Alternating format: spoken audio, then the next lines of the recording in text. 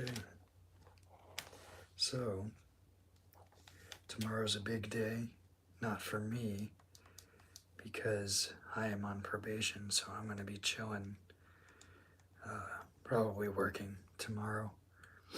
But tonight, I'm going to be live streaming again, my daily routine.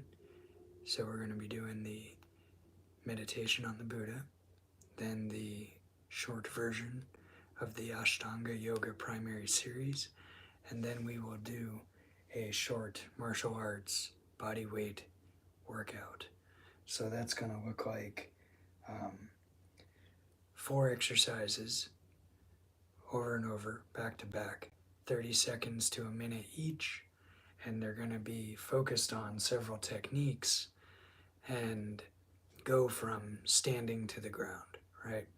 And I'm reviewing the same techniques for this past month, over the next month, to really like drill them deep into the tissue, into the mind and body.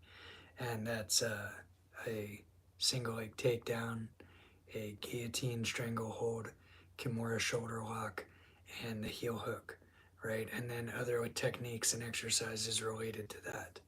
So, in addition to doing that, we're going to be doing this meditation and this yoga routine. And the point of all this is that when you have a full body-mind routine, you feel better. If you just do martial arts, you're going to get stiff and you're going to have a lot of pain in the joints and the muscles that will build up over time with tension, and eventually it will become injuries.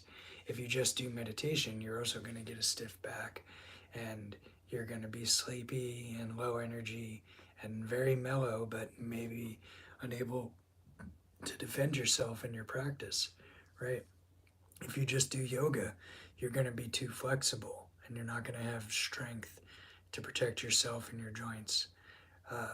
So, and then some yoga people, they get a big ego and they think that they're great and they're good people because they do yoga, and meditators get the same thing. But when you get into martial arts and a coach beats you down, you realize, okay, you get humble. And meditation, yoga, and martial arts together will help put your ego in its place and make you healthy, flexible, and strong. So that's why we're going to do all 3 of these. So I'm going to put on a short Dharma talk while I clean up the room. I have limited space. I'm sure you have limited space too. So that's no excuse. But I clean out this room. I put everything out, and then I sweep the room. And after I practice and sweat on the floor, I mop it, right? And I encourage you to do the same. So I'm going to play a short talk by the Tibetan Buddhist nuns who also lead the meditation practice that I'm going to play. And then we're going to do this whole routine together. So again, we're going to do the meditation on the Buddha. After I clean up the room, I encourage you to get yourself some coffee, some pre-workout, some tea, whatever kind of caffeine you like, and some pillows to sit on, and maybe a cat to sit on your lap, and a blanket to put over your knees while you meditate, because we'll meditate first, then do the Ashtanga Yoga primary series, the short version of this yoga practice, and then we will do the body weight martial arts exercise.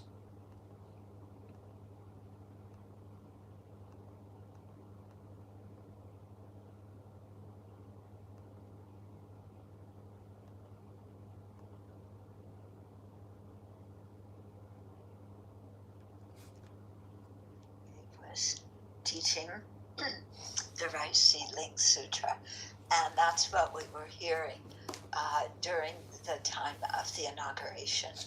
And I was so happy that we were doing something virtuous at that time,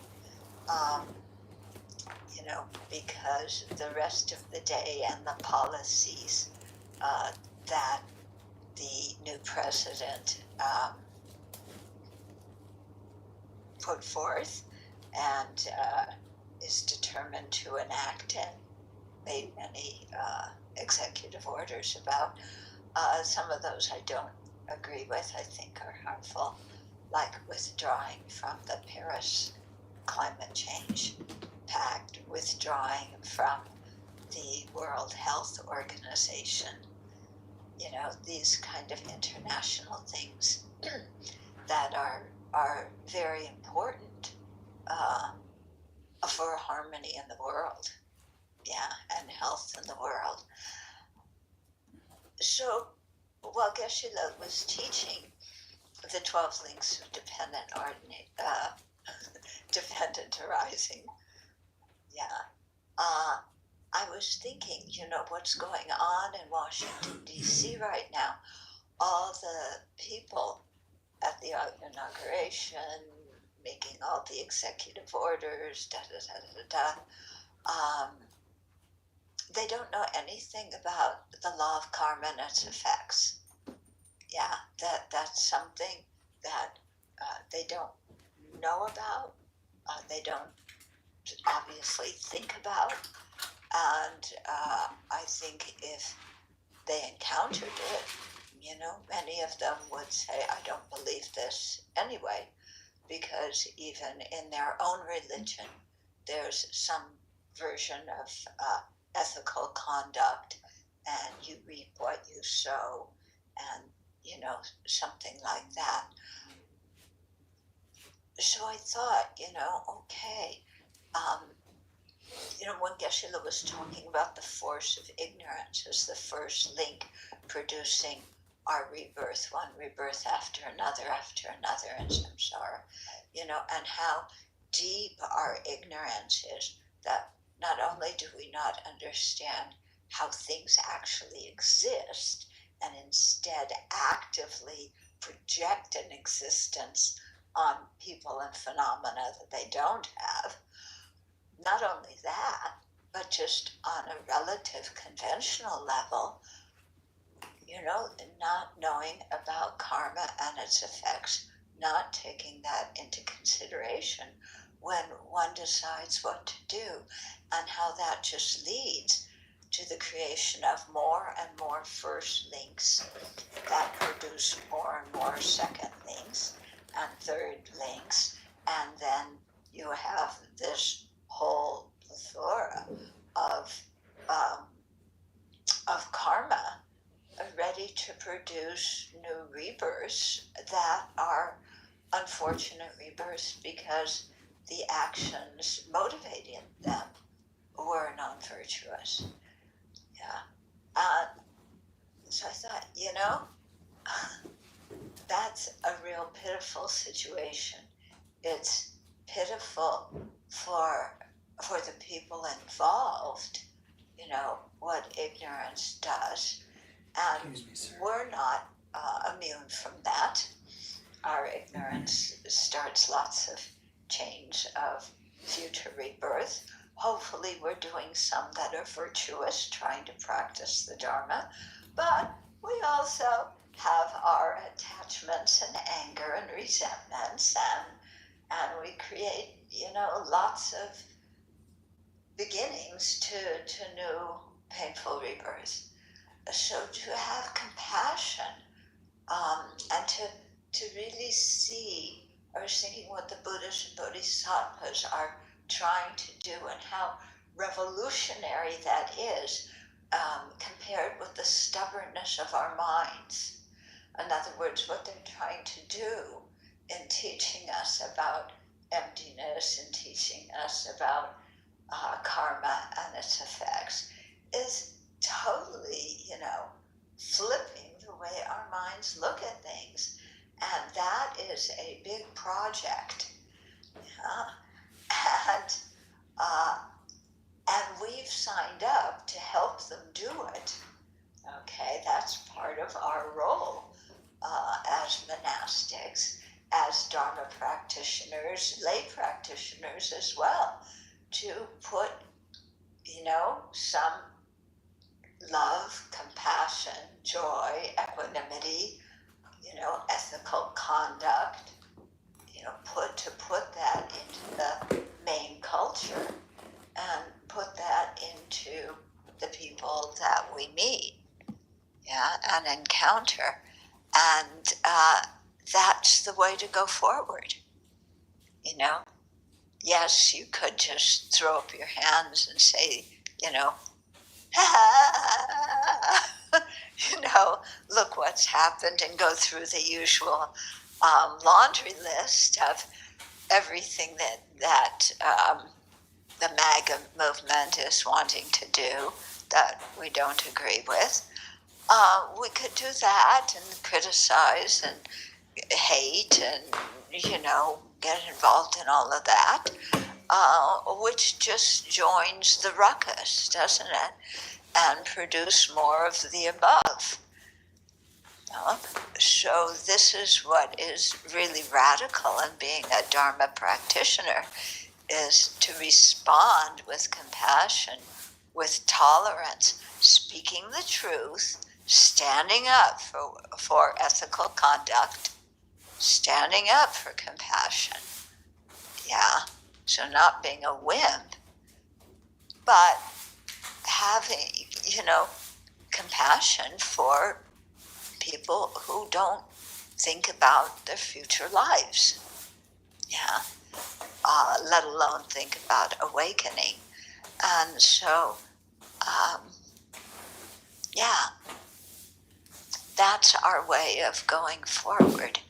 Yeah, so not falling into depression or anger, but you know, we have to help the Buddhas and Bodhisattvas, even though we're part of the people that they are trying to educate, who are resistant, you know, saying, but, I want this and I want that, and I don't like this and I don't like that. And isn't that okay, Buddha? You know, so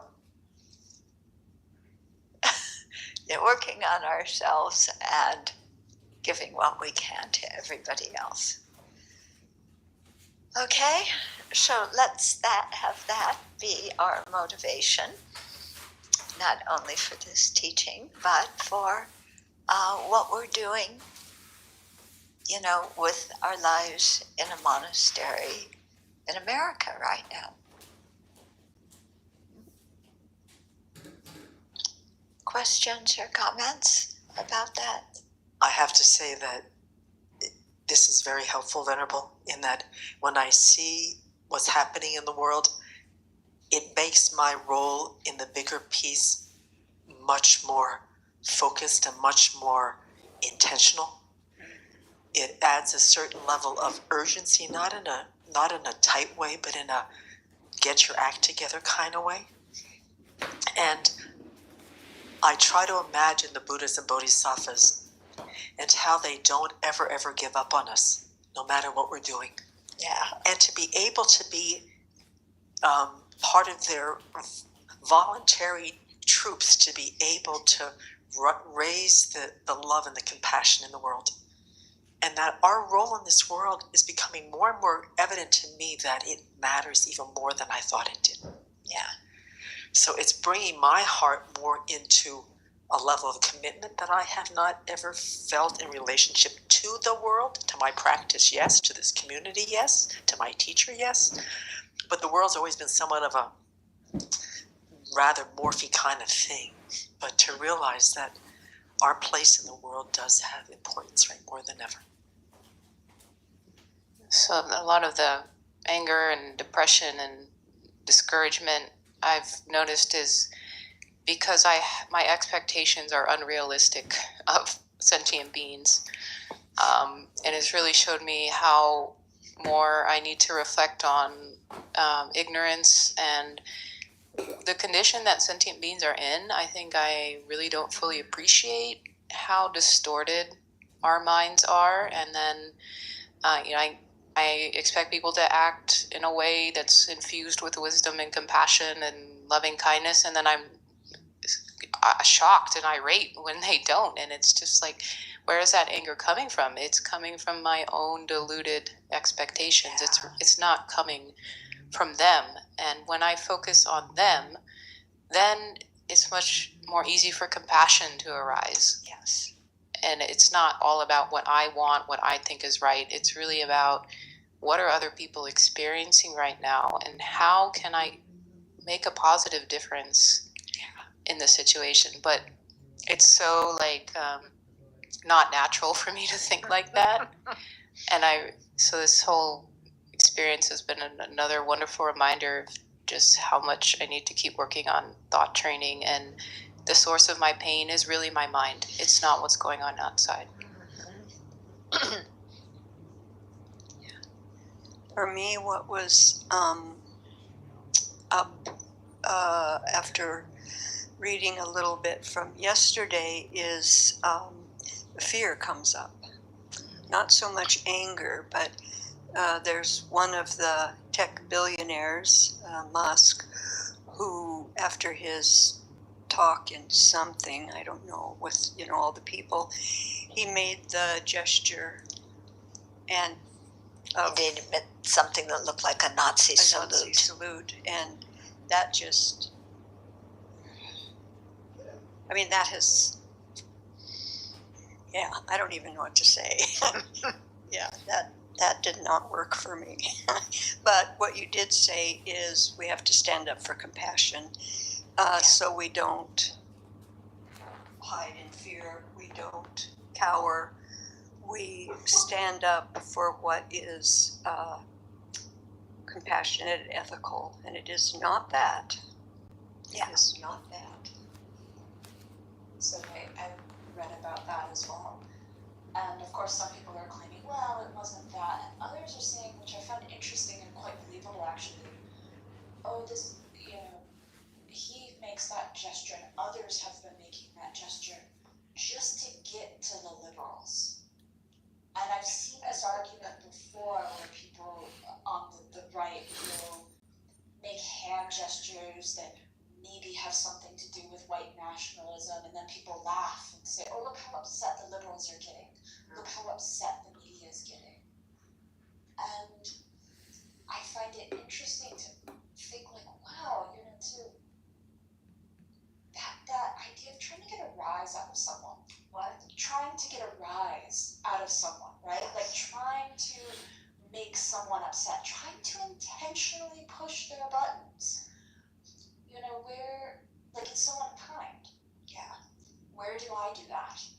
I can think about, there's the little ways we do that in our day-to-day life, but when the political groups that I agree with are in charge, do we do that to the people that don't agree with us? Like, where are the places on that political scale? And I can't necessarily think of anything off the top of my head, but to just remember that we should be kind in our both personal dialogue and that political, national, global dialogue. Yeah. And to also realize that intentionally pushing somebody's buttons and then commenting on it is a very good way to mask the real reason why you're doing those productive things, because it is setting forth a certain view. And so it's in a very nice way. Oh, the thing of I'm just joking. Yeah. So, we have to be quite careful about that.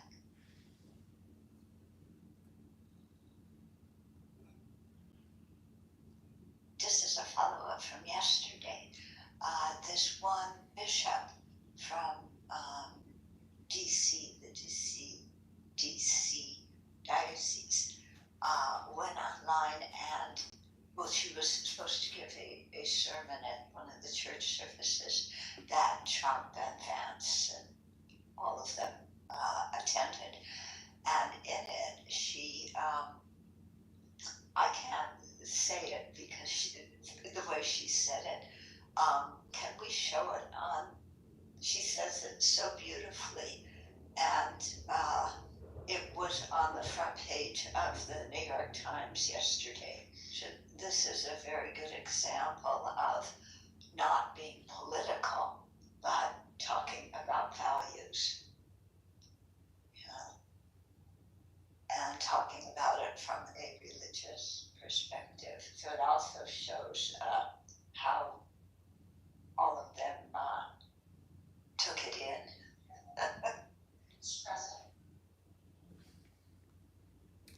So that's all for now with the Dharma talk.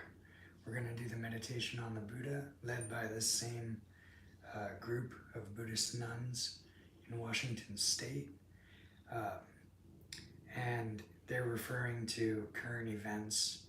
And related to that, there's a protest tomorrow all over the country, probably going to be all over the world, in Mexico and Canada, Germany. These 3 countries for sure will be protesting against Trump and Elon Musk. I am opposed to Donald Trump and Elon Musk. I think they're both garbage, and I think they should not have any kind of power over anyone, even themselves. They should be in a situation where somebody else is taking care of them. But tomorrow there will be a protest at every state capital in the country, and I encourage you to be there. And you know, you can see what I'm wearing. I was on the Z-Crow Alliance Jiu-Jitsu team. We're going to be doing martial arts in this routine, in this live stream in a few minutes. If you're a martial artist, then you have a moral obligation to humanity to stand up for what's right and to do the right thing. That's what it means to be a martial artist. That's why I went to Syria and fought against ISIS as a volunteer after I got out of the army. So, you know, if you're a martial artist, if you're watching this, if you're a Buddhist, if you're a meditator, if you're a yoga practitioner, you have a moral obligation to show up at every state capital in the country tomorrow. If you're in Canada, if you're in Mexico, if you're in Germany, to show up at the Capitol and to protest against Donald Trump, protest against Elon Musk, and what they're trying to do to the world right now. So on that note, we will begin the meditation on the Buddha, and then we will do yoga, and then we will do martial arts together.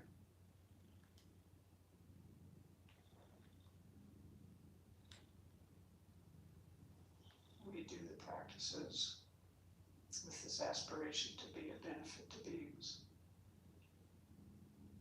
not to harm them, to benefit them, and in our understanding, the best benefit is to actually for beings to be liberated from cyclic existence, and we aim to become Buddhas in order to help beings to be free in this way.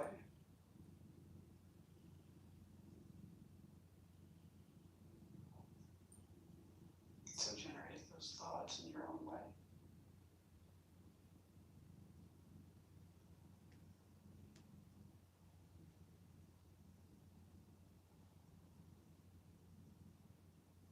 So Venerable Chodu has laid out this sadhana for us, helping us to generate these various mind states. And she starts by having us think about all of our potential, all of the kind of positive qualities that we can develop. Infinite love, compassion, wisdom, skillful means. So imagine what it would feel like to be those qualities. Just let yourself be love, be wisdom,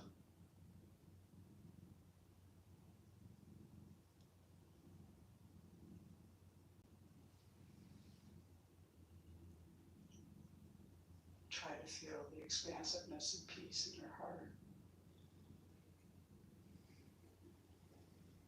The wisdom that it takes to have this kind heart.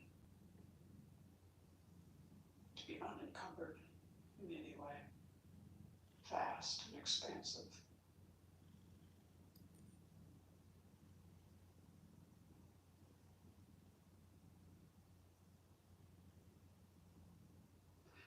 Take in everything that's happening in this world, reaching out to every being, human and otherwise, to benefit each one.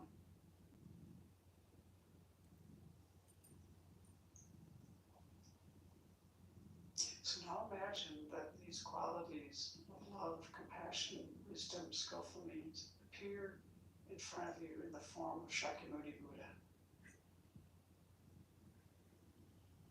So imagine this Buddha in front of you, in the space in front of you made of radiant, transparent light. He's sitting on a throne, above which is an open lotus flower and cushions of the sun and moon discs.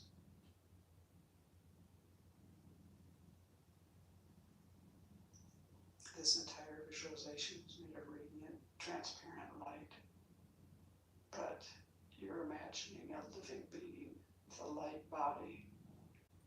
So you feel yourself in the presence of the Buddha.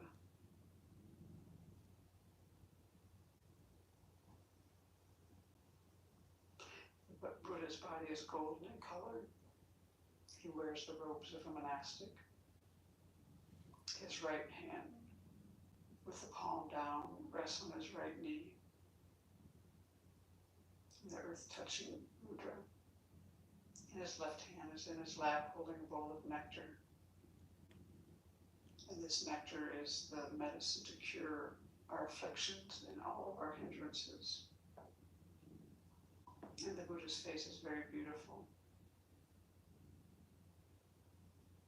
You can look at the Buddha's eyes. He's smiling, his eyes are smiling. He's looking at you with total acceptance.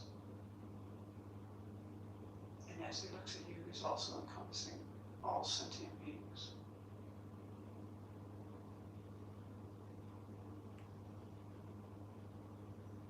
The Buddha's eyes are very peaceful, long and narrow. His lips are red and his earlobes are long. Imagine rays of light radiating from every pore of the Buddha's body. This golden light going out to all the parts of the universe, touching beings, carrying miniature Buddhas to help beings.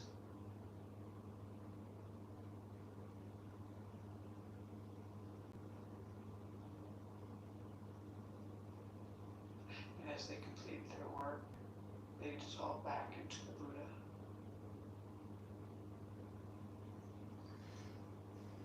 The Buddha is surrounded by the entire lineage of spiritual teachers, all the meditational deities, innumerable other Buddhas, Bodhisattvas, Arhats, Dakas, Dakinis, Dharma protectors. And at the side, near each spiritual mentor, is an elegant table. And on it are Dharma books. The sounds of the Dharma fill the air.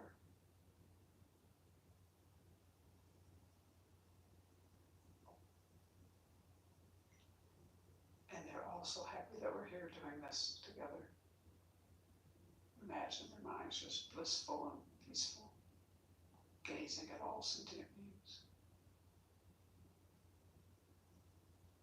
So you imagine that actually you are surrounded by all sentient beings in human form.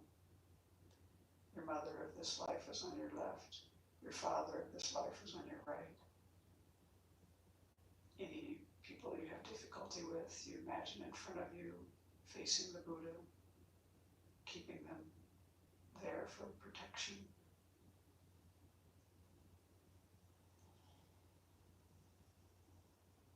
Family and friends are nearby. Countless strangers fill the space around you.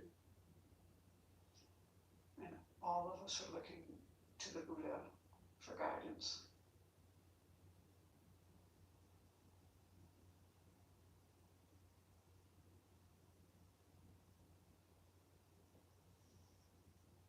So first we need to cultivate a sense of refuge. So we think of all the dangers of cyclic existence. Just think about how things are not secure. We run into dissatisfaction, often dukkha, often. And people, all the beings around us, all the sentient beings around us, are also in the same boat, floundering in cyclic existence.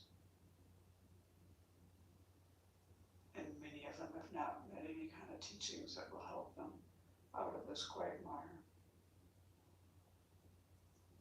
So we generate compassion. And now think of the wonderful qualities of the Buddha, Dharma, and Sangha, and generate this sense of confidence in them, in their ability to guide you out of all of these recurring problems. To take refuge, we need the causes, this kind of concern, this kind of alarm, fear type, and also this confidence and faith, and the compassion. So it is possible, on the basis of your present life and mind, to free yourself from all of these undesirable experiences. It's a resolve to explore that possibility to the fullest.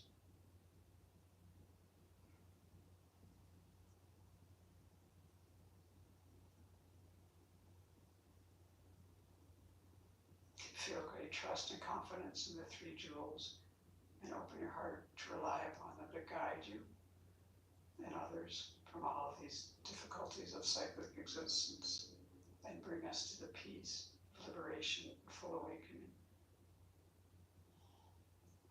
So as we do these refuge verses, starting here, now we're on the top of page 21, we'll be taking refuge in the Buddha, and we imagine actually leading all of the sentient beings around us and going for refuge. And we visualize white, radiant light flowing from all of the Buddhas, the spiritual mentors, the Bodhisattvas, all of these holy beings flowing into us and all the beings around us. And this light completely purifies all of our destructive karmic imprints and afflictions. And it also brings all the realizations of the path. So put your hands in prayer position. Namo Guru Vya, Namo Buddhaya, Namo Dharmaya, Namo Sanghaya, Namo Guruvya, Namo Buddhaya, Namo Dharmaya, Namo Sanghaya, Namo Guruvya, Namo Buddhaya, Namo Dharmaya, Namo Sanghaya, Namo Guruvya, Namo Buddhaya, Namo Dharmaya, Namo Sanghaya,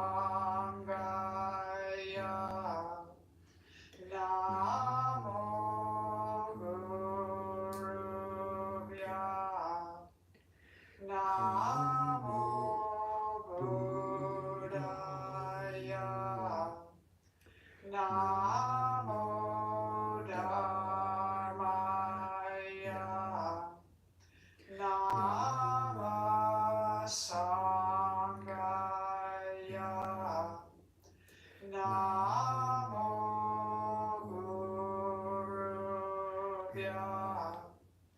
Namo Buddhaya, Namo Dharmaya, Namo Sanghaya.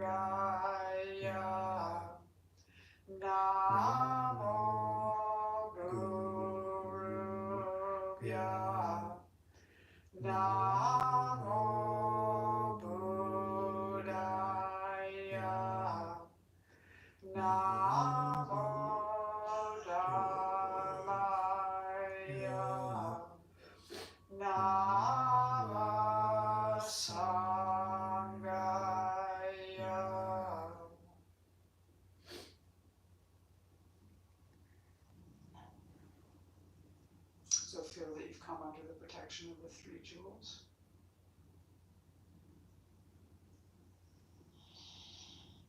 And now we turn our thoughts to others and think about how much we depend on other beings for everything that we have, everything we know, everything we use, everything we enjoy.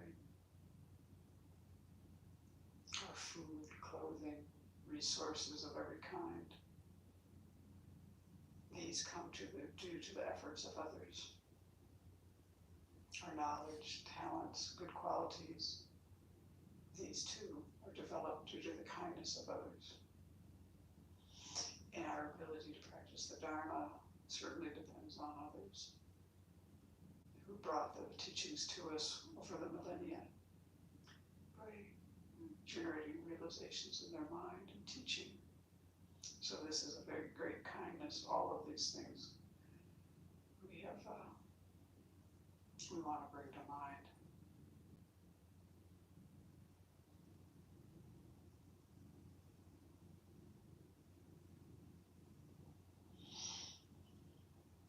Our innermost wish is to be free from suffering.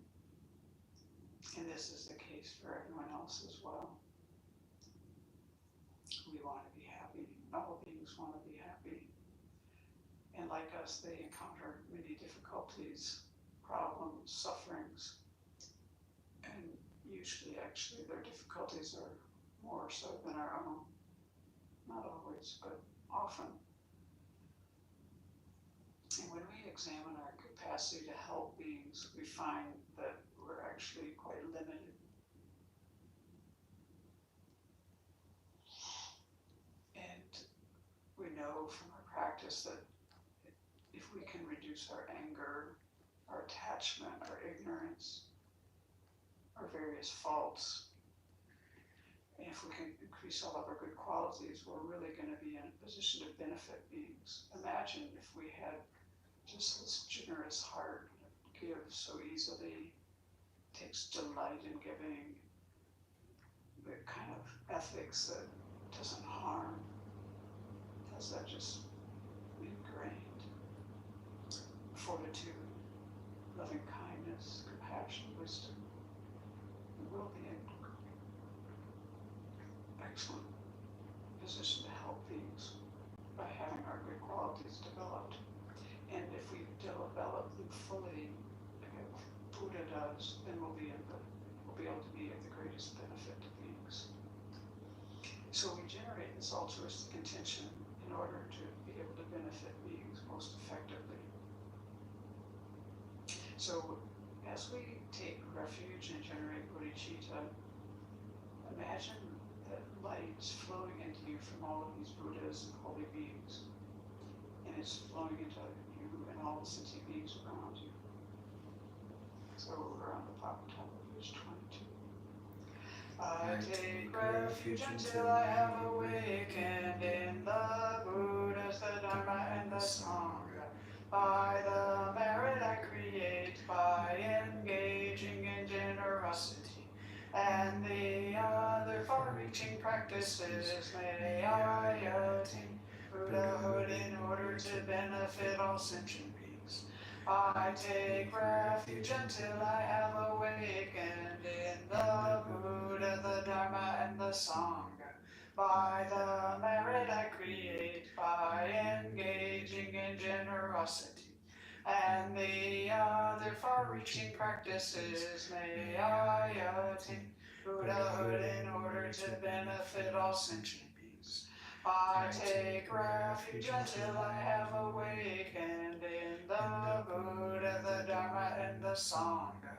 By the merit I create, by engaging in generosity and the other far-reaching practices, may I attain Buddhahood in order to benefit all sentient beings. So imagine the Buddha is so pleased with your altruistic intention. And a replica emerges from the Buddha, comes to the crown of your head, melts into golden light, flows into you. Feel that you and the Buddha have become inseparable.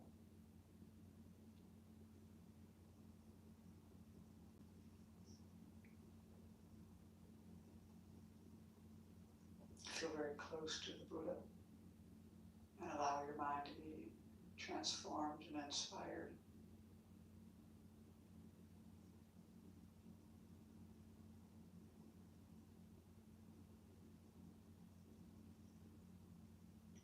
Let go of all conceptions you have about yourself. Let go of any self-denigrating thoughts.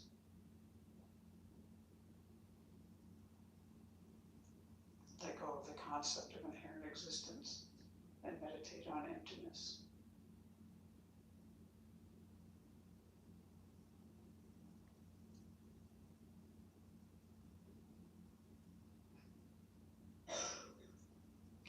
As your heart appears a small Buddha made of light, he radiates the light of wisdom and compassion in all directions throughout the entire universe. And this light transforms all sentient beings into Buddhas and all environments into pure lands, which are places where all the circumstances are conducive to practicing the Dharma and generating realizations. So imagine this.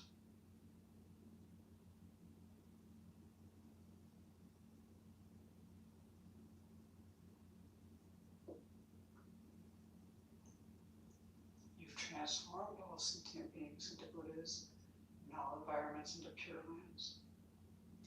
In your imagination, why hasn't this become a reality?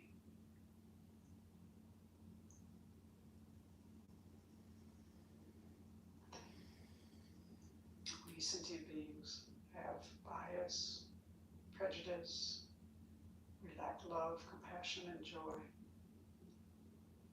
So now we want to wish ourselves and others to have all of these qualities. So we contemplate the four immeasurables. We do this to reinforce our own felt experience of love, compassion, joy, and equanimity for everyone, friends, strangers, enemies, relatives, people you don't like, people you don't trust, anyone, everyone. So as we say those four immeasurables, you want to listen to yourself say the words and contemplate as you recite. We'll pause between each of the four. May all sentient beings have happiness and its causes.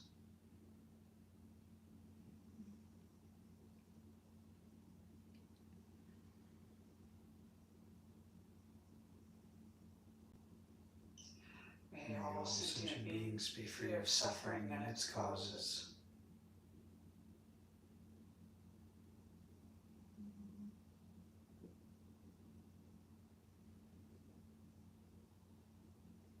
May all sentient beings not be separated from sorrowless bliss.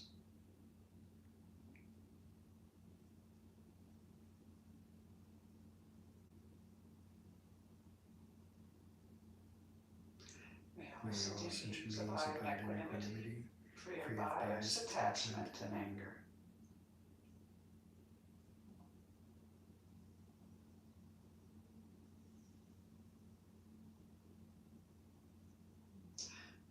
So, in order to achieve what we've just been aspiring towards, we need to purify our negativities, and we need a lot of merit. We need to abandon things and adopt things. So when we do this 7-limb prayer, this encompasses all this abandoning and adopting things. So we'll pause after each one. And you want to leave your hands in the prayer position for this. Reverently I prostrate with my body, speech, and mind.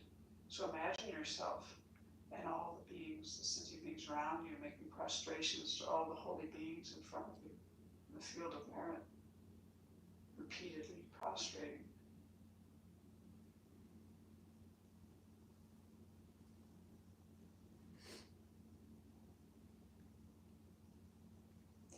And present clouds of every type of offering, actual and mentally transformed. So imagine offering everything beautiful beautiful to the Buddha and all the holy beings. You can fill the sky with offerings, make it very lovely and beautiful. You can think of flowers and fields and just everything that you love. Offer to all the holy beings. You can do this repeatedly.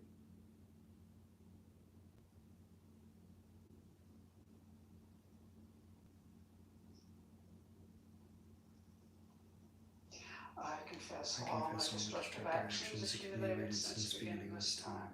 So now we do like a glance meditation of the 4 point powers. So for this, bring to mind something that you wish to purify, some fault or mistake. Bring it clearly to mind and generate regret for that.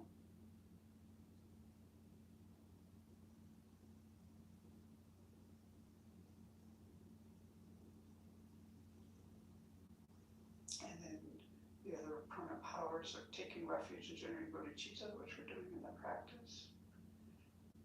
The practice itself will be the remedial action, but make a determination not to do this action again.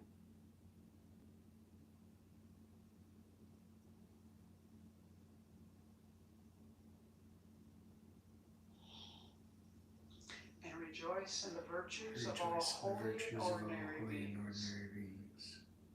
So think of common sentient beings like ourselves, the holy beings, and delight and take, rejoice in all of the virtue created by any kind of being. Let go of any jealousy, envy, and just rejoice in the goodness of the world.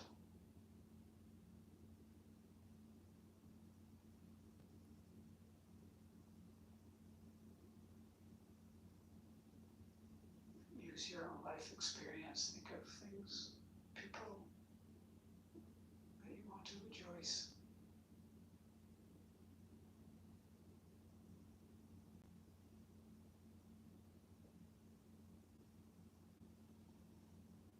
And then the next verse.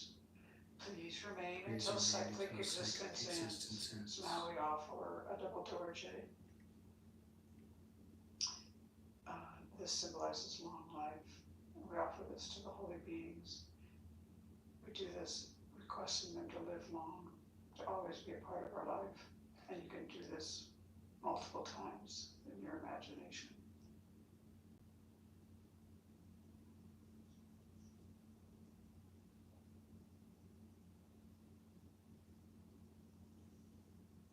And then the next verse. And turn the wheel of Dharma for sentient beings. So again, make this offering. You're offering with both hands this beautiful 1,000-spoke Dharma wheel, golden in color. Offering this to the teachers and the Buddhas to guide you and to continue to teach the Dharma.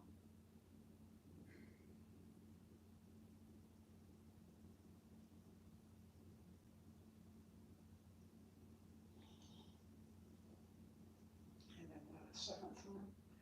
I dedicate all the virtues of myself and others to the great awakening. So now we steer these limbs toward full awakening for ourselves and all beings. And now we'll offer the mandala. Here we imagine everything beautiful in the universe, offering it to all the holy beings with the wish that they will continue to teach and guide us and that we can generate realizations in our mind.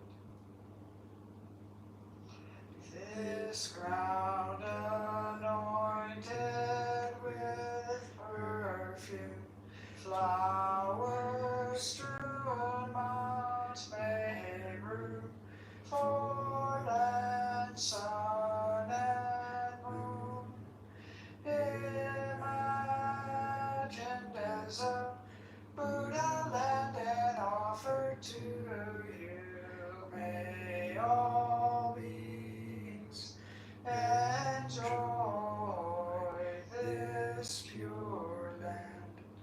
The objects of attachment, aversion, and ignorance, friends, enemies, and strangers, my body, wealth, and enjoyments, I offer these without any sense of loss. Please accept them with pleasure and inspire me and others to be free from the 3 poisonous attitudes. Idam Guru Ratna Mandala Kamniryatayami. So imagine all the holy beings are just delighted and they receive your offerings. And the offerings melt into light and dissolve into them. And these all absorb into the Buddha's heart. And then immediately he radiates light back to you, filling your body and mind. And this light inspires you to accomplish the path to full awakening.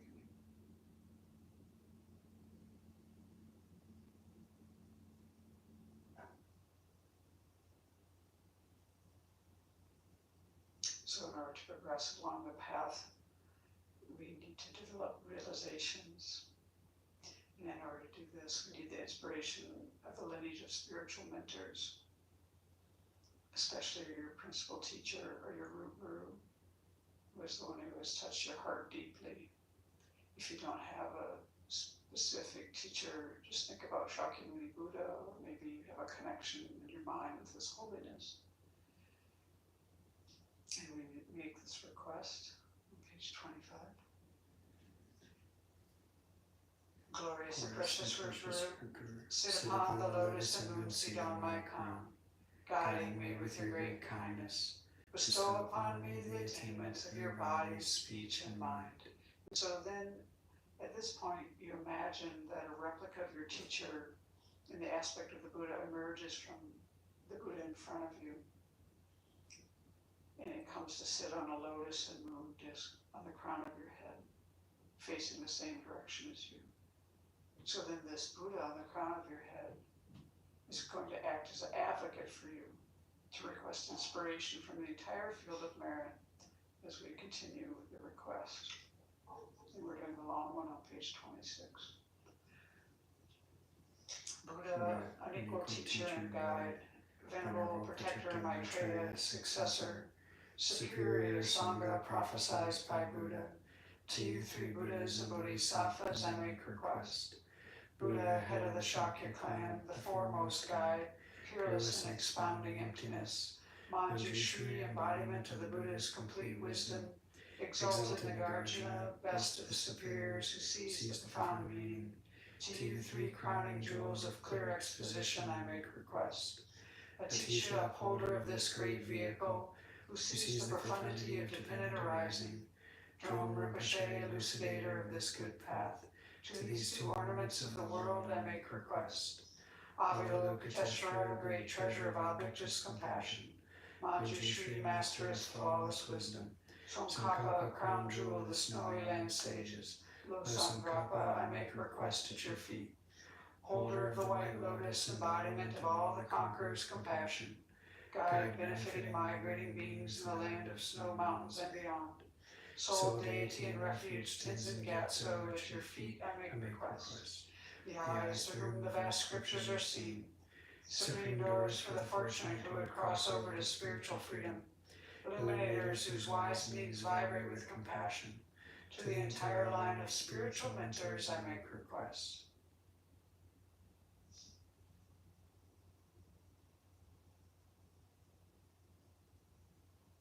So imagine all of the figures in the field of merit melting into light and dissolving into you.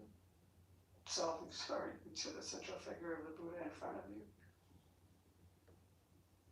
All the Buddhas, the Bodhisattvas, the Arhats, Dakas, the Kinis, Dharma protectors, all of these beings melt into light and dissolve into the central figure of Shakyamuni Buddha. And now Shakyamuni Buddha embodies the three jewels. And this Buddha absorbs into the Buddha on the crown of your head.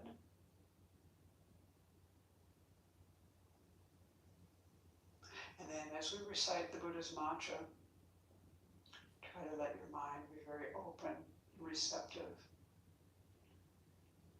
Imagine this white light flowing into you from the Buddha on the crown of your head. It purifies all your negativities, all your obscurations, and it generates within you the realizations of the stages of the path. So we'll recite the Buddha's mantra together. Tayata Om Mune Mune Maha Mune Soha.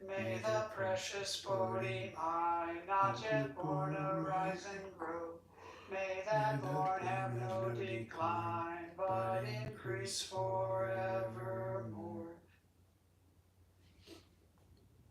So this has been the Tibetan meditation on the Buddha, led by the nuns at the Shravasti Abbey in Washington State. Next, we're going to do the short version of the Ashtanga Yoga primary series. So I encourage you to join me, to stick with me through the whole routine. After the yoga, we'll be doing a martial arts workout using only bodyweight exercises. So for now, I'm going to put on some philosophical talks put to music.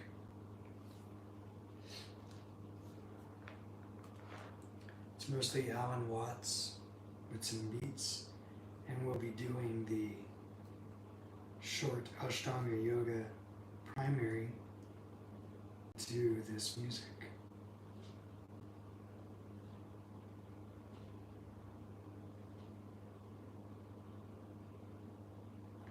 And I'm going to take a quick bathroom break, so I encourage you to do the same.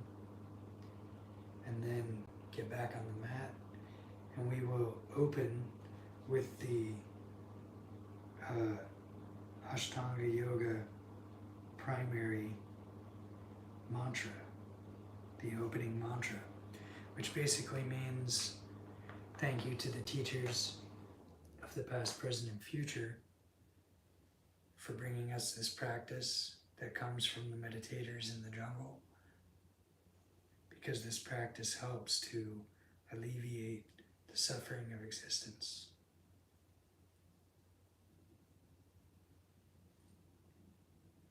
Sorry, buddy, it's time to get up. You know the routine. You know what time it is.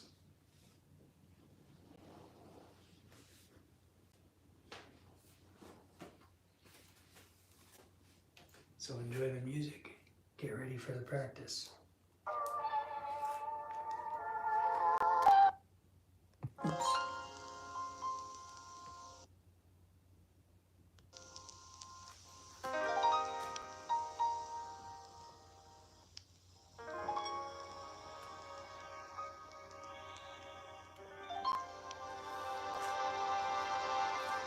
Existence, the physical universe, is basically playful. There is no necessity for it whatsoever. It isn't going anywhere. That is to say, it doesn't have some destination that it ought to arrive at. But it is best understood by analogy with music. Because music, as an art form, is essentially playful. We say you play the piano. You don't work the piano. Why? Music differs from, say, travel. When you travel, you are trying to get somewhere.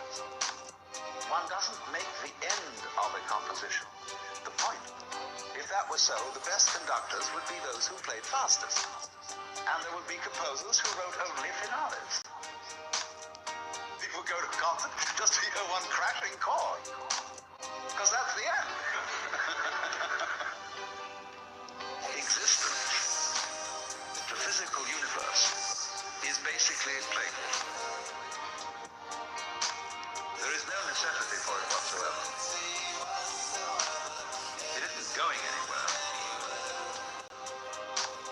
Existence, the physical universe, is basically playful, but it is best understood by analogy with music. Because music, as an art form, is essentially playful. Say, when dancing, you don't aim at a particular spot in the room. That's where you should arrive. The whole point of the dancing is the dance. Now, but we don't see that as something brought by our education into our everyday conduct. We've got a system of schooling which gives a completely different impression. It's all graded. And what we do is we put the child into the corridor of this grade system with a kind of come on, kitty, kitty, kitty. And yeah, you go to kindergarten, you know, and that's a great thing because when you finish that, you'll get into first grade. And then come on, first grade leads to second grade and so on, and then you get out of grade school, you go to high school, and it's revving up, the thing is coming. Then you're going to go to college, and by Jove, then you get into graduate school, and when you're through with graduate school, you go out to join the world. Then you get into some racket where you're selling insurance, and they've got that quota to make. And you're going to make that. And all the time, the thing is coming. It's coming. It's coming. That great thing. That great thing. Thing is coming. It's coming. It's coming. That great thing. That great thing. The success you're working for. Then when you wake up one day about 40 years old, you say, my God, I've arrived. I'm there. And you don't feel very different from what you always felt. By expectation. Look at the people who live to retire and put those savings away. And then when they're 65, they don't have any energy left. They're more or less impotent. And they go and rot in a senior citizens community. Because we've simply cheated ourselves the whole way down the line. We thought of life by analogy with a journey, with a pilgrimage, which had a serious purpose at the end, and the thing was to get to that end. Success or whatever it is, or maybe heaven after you're dead. But we missed the point the whole way along.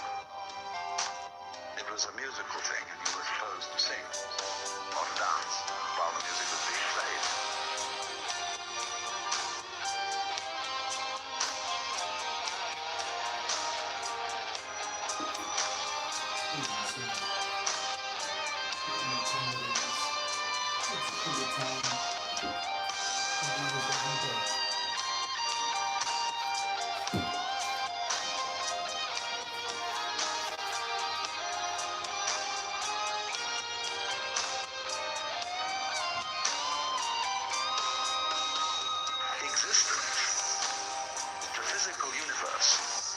Basically playful.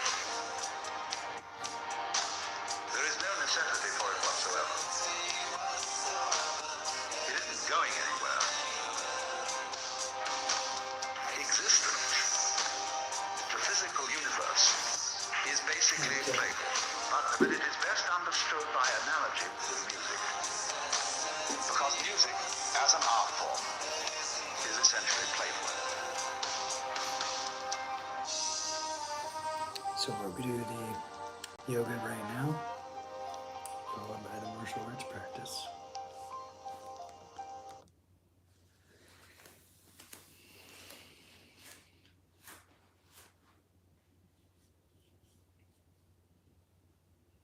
And again, you can see what I'm wearing here. This is the Alliance Jiu-Jitsu Tallahassee shirt, the Alliance Jiu-Jitsu team pants.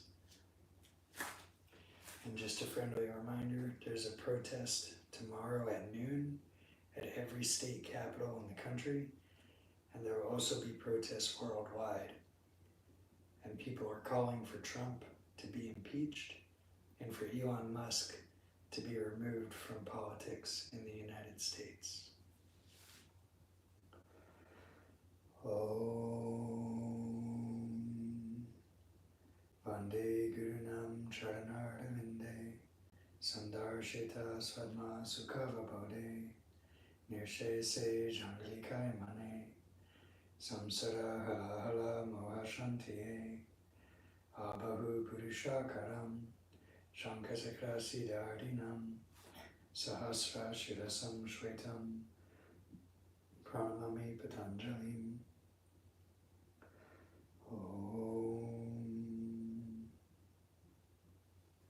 We'll begin.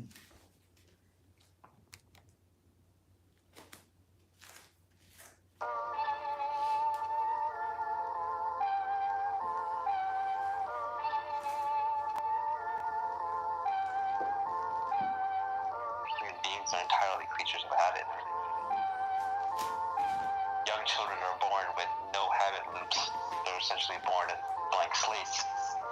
And then they habituate themselves to things and they learn patterns and they get conditioned and they use that to get through everyday life. And habits are good. Habits are good. Habits are good. Habits can allow you to background process certain things. So habits are good so that your frontal lobe stays available to solve brand new problems. So unconsciously pick up habits in the background and we keep them for decades and we may not realize that they're bad for us. So we're ready to move on from them. To some extent, our attitude in life, our mood, our happiness levels, depression levels, these are also habits. Habits. Do we judge people? Habits. How often do we eat? What kinds of food do we eat? Habits. Do we walk or do we sit? Do we move? Do we exercise? Habits. Do we read? Do we read? Do we read? These are habits as well. You absolutely need habits to function. You cannot solve every problem in life as it is the first habits thrown at you. But what we do is we accumulate all these habits, we put them in the bundle of identity, ego, ourselves, and then we get attached to that. I'm Shane, this is the way I am. I'm Deval, this is the way I am. It's really important to be able to uncondition yourself, to be able to take your habits apart and say, oh, okay, well that's a habit that I probably picked up from when I was a toddler and I was trying to get my parents' attention. And now I've just reinforced it and reinforced it and reinforced it, and I call it part of my identity. But is it serving me anymore? Is it making me happier? Is it making me healthier? Is it making me accomplish whatever I want to set out to accomplish right now? And so I think you can uncondition yourself, you can untrain yourself. It's just hard. It takes work, it takes effort. And usually the big habit changes come when there's strong desire motivators attached to them. Habits are good. Habits are good. Habits are good. Habits are good.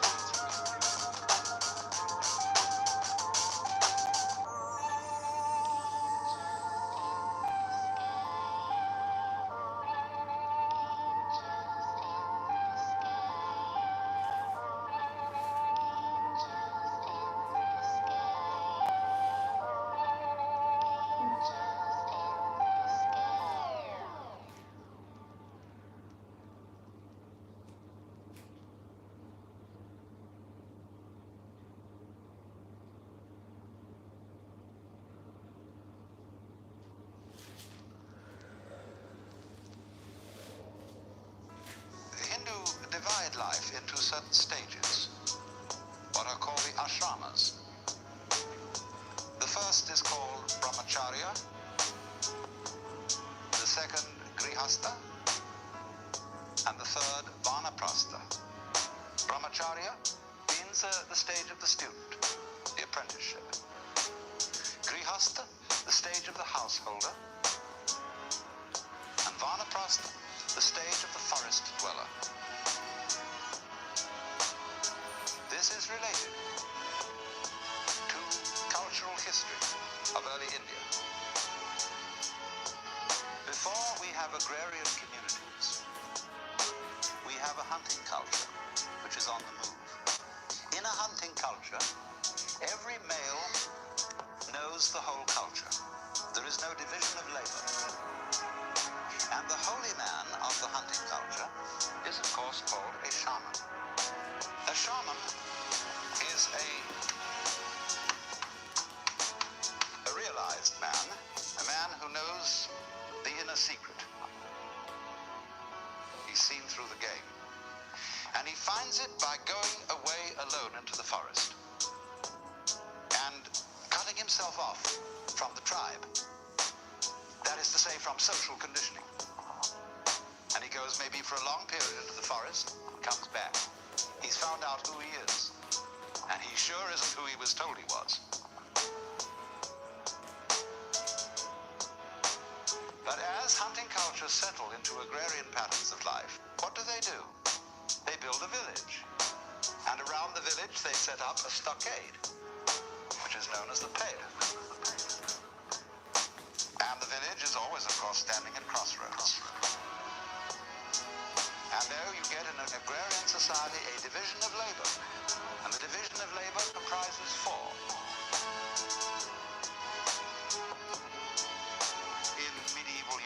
call them lords spiritual, lords temporal, commons, and serfs. In India, they are Brahmins, Kshatriya, that means fighters, Vaishya, merchants, traders, Shudra, laborers. So you've got the priests, the warriors, the merchants, and the laborers. Division of labor. The four sections of town. So the four basic castes. So when you are born into a caste, and your duty as a grihasta or householder is to fulfill your caste function and to bring up a family. When you've done that, you go back to the forest, back to the hunting culture, and you drop your robe, and you become nobody, a shaman again. So a Hindu calls one who does this a shramana, which is of course the same word as shaman, and the Chinese call him a xia. A shaman is an immortal. Why immortal? Because it's only the role that's mortal. The big front, the persona. The one who you really are, the common man, that is to say the man who is common to us all, which you could call the son of man. That's the real self. That's the guy who's putting on the big act. And of course he has no name. Nobody can put the finger on it. Because you can't touch the tip of the finger with the tip of the finger.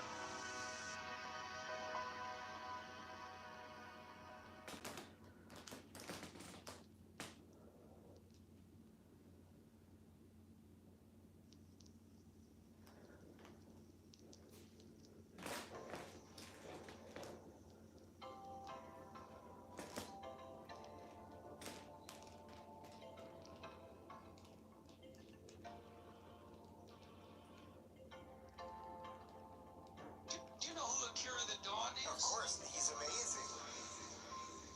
Be good at a few things that you can control. You can control. You can control. Be good at a few things that you can control. You can control. You can control. Be good at a few things that you can control. You can control. You can control. Find a few things that you can completely control and control the fuck out of. There's nothing better for your self-esteem than knowing that if you work hard on something, whatever it is, that you can become one of the good ones. Not the best in the world, but better than other people. But better than other people. But better than other people. And the things that you can control the most are diet, fashion choices, haircut, fitness. You can control the fuck out of those things. You can control the fuck out of those things. Be good at a few things that you can control. You can control. You can control. Be good at a few things that you can control. You can control. You can control. Be good at a few things that you can control. You can control. You can control.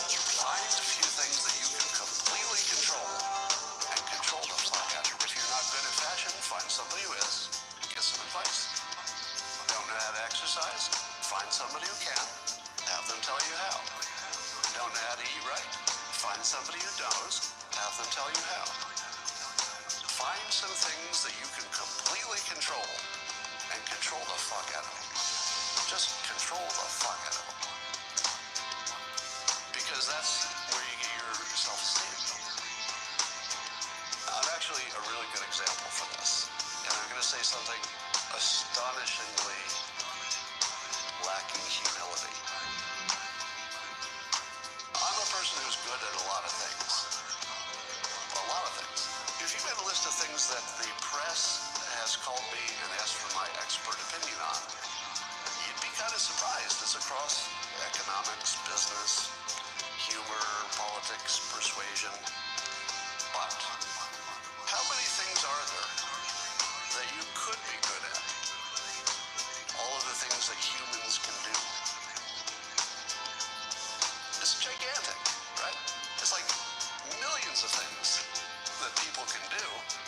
and I'm good at almost zero. Like, if you took all of my skills and compared it to all the skills that anybody could have in the world, it rounds to zero. It doesn't round even to 1%. And I'm an example of somebody who has pretty high skills in a variety of fields, and it still rounds to zero. Be good at a few things that you can control. You can control. You can control. Be good at a few things that you can control. You can control. You can control. Be good at a few things that you can control. You can control. You can control. Find a few things that you can completely control and control the fuck out of it.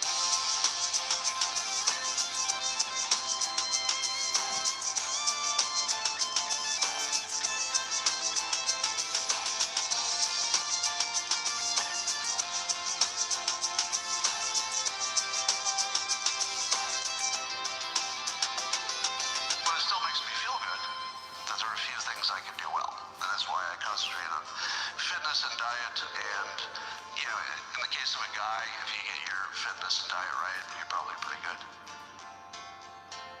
So control the things you can control. Get good at them. And remember that nobody's good at much.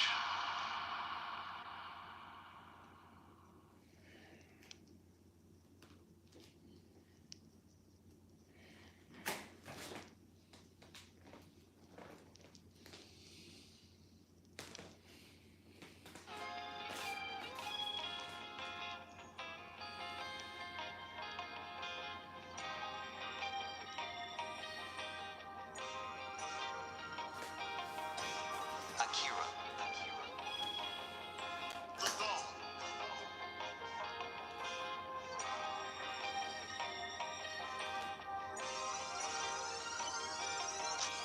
One thing I want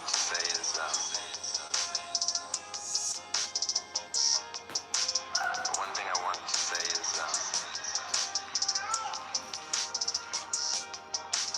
don't be fooled by the internet.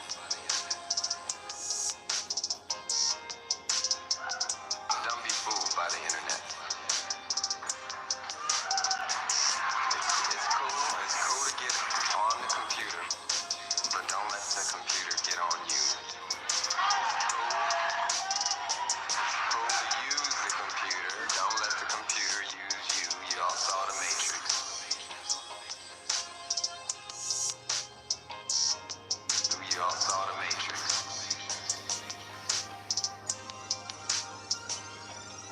There's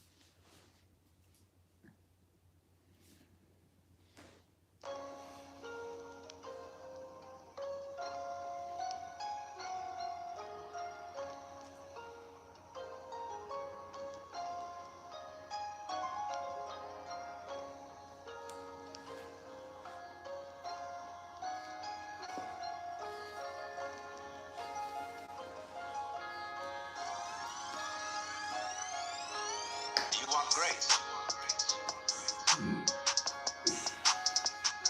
Well, ask God, maybe he'll give it to you. And the theologian will tell you, yes, God gives his grace freely. He gives it to all because he loves all. It's here like the air. All you have to do is receive it. Or a more orthodox, a Catholic Christian would say, all you have to do is to be baptized, to take the holy sacrament of the altar, the bread and wine, the body and blood of Christ, and there is the grace right there. And it's given by these simple physical means so that it's very easily and readily available. Well, a lot of people got baptized. And it doesn't always take. People fall from grace. Why do they? You see, we're just talking about the same old problem. But we've put it a step up. But it's the same problem. How can I improve myself? Was the first problem. The second problem is, do you want grace?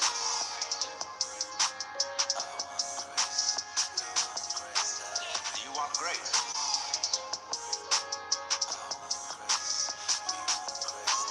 Do you want grace?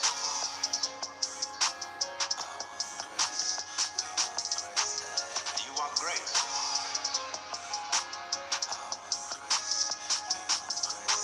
How can I accept grace? They're both the same problem. Because you've got to make a move. Which will put yourself out of your own control into the control of a better. If you don't believe in the Christian kind of a God, you can believe in the Hindu kind of a God, who is your inner self. You see, you've got a lower self, which you can call your ego. That's that little scoundrelous fellow. He's always out for me. But behind the ego, there is the Atman, the inner self, the inward light, as Quakers would call it, the real self, the spirit, which is substantially identical with God. So you've got to meditate in such a way that you identify with your higher self. Now, how do you do that? Well, you start by watching all your thoughts very carefully, watching your feelings, watching your emotions, so that you begin to build up a sense of separation between the watcher and what is watched. Do you want grace?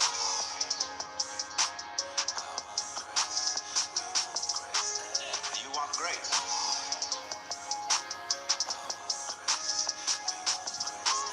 Do you want grace?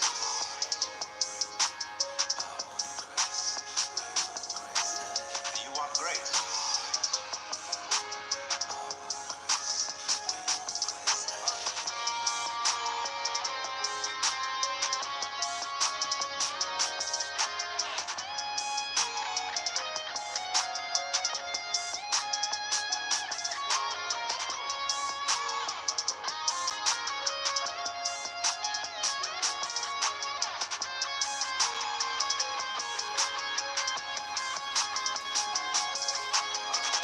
So that you are, as it were, no longer carried away by your own stream of consciousness. You remain the witness, impassively, impartially, suspending judgment and watching it all go on. That seems to be something like progress. At least you're taking an objective view of what is going on. Of what is going on. You are beginning to be in a position to control it. But just wait a minute. Who is this self behind the self? The watching self. Can you watch that one? It's interesting if you do.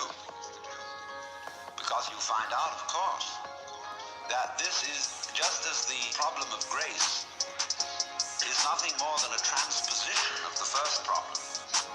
How am I to be unselfish? by my own power. It becomes how am I to get grace by my own power.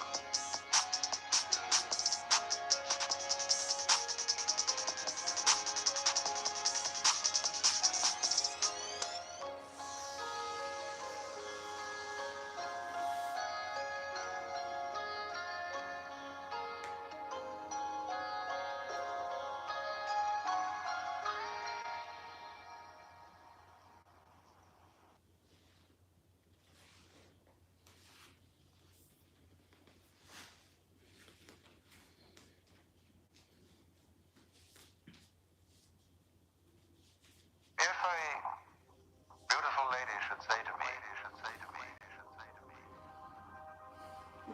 I love you, and I were to reply, are you serious or are you just playing with me? That would be quite the wrong response. Because I hope she's not serious and that she will play with me. I should say, are you sincere or are you just toying? Because you see, the word play has many different senses.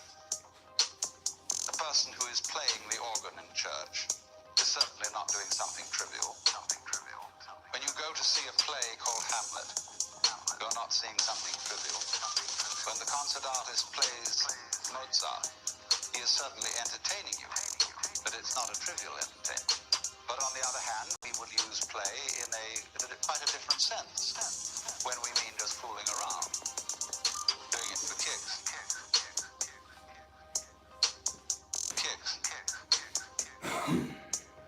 Doing it for kicks. Doing it for kicks. So it is fundamental, as a matter of fact, to both the Hindu and the Christian tradition, that the universe is the play of God. But the Christian thinks of it in the terms of construction play, like building blocks. The Hindu thinks of it as dramatic play, of the actual participation of the Godhead in the creation. So that every being whatsoever is God in disguise, doing it for kicks. God in disguise, kicks. God in disguise, doing it for kicks. God in disguise, doing it for kicks. Doing it for kicks. God in disguise, kicks. God in disguise, doing it for kicks. God in disguise, doing it for kicks.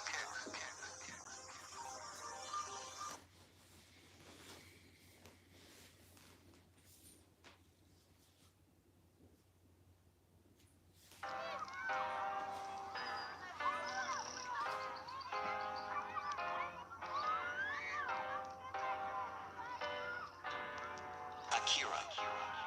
This ain't no middle of the mall, bitch. You love yourself in terms of what is mother. In terms of what is mother. You love yourself in terms of what is mother. In terms of what is mother. Now, when you go deeply into the nature of selfishness, what do you discover? You say, I love myself, I seek my own advantage. Now, what is the self that I love? What do I want? And that becomes an increasingly ever-deepening puzzle. Now, I've often referred to this when you say to somebody else, I love you. It's always rather disconcerting to the person to whom you say that. If you imply that you love them with a pure, disinterested, and holy love, they automatically suspect it as being a little bit phony. But if you say, I love you so much I could eat you, that's an expression, as a way of saying to a person, you attract me so much that I can't help it. I'm absolutely bowled over by you. I'm gone. And people like that. Then they feel they're really being loved, that it's absolutely genuine. But now, I love you so much I could eat you. Now what the devil do I want? I certainly don't want to eat the girl in the sense of literally devouring her. because then she'd disappear. But I love myself. And what is me? In what way do I know me?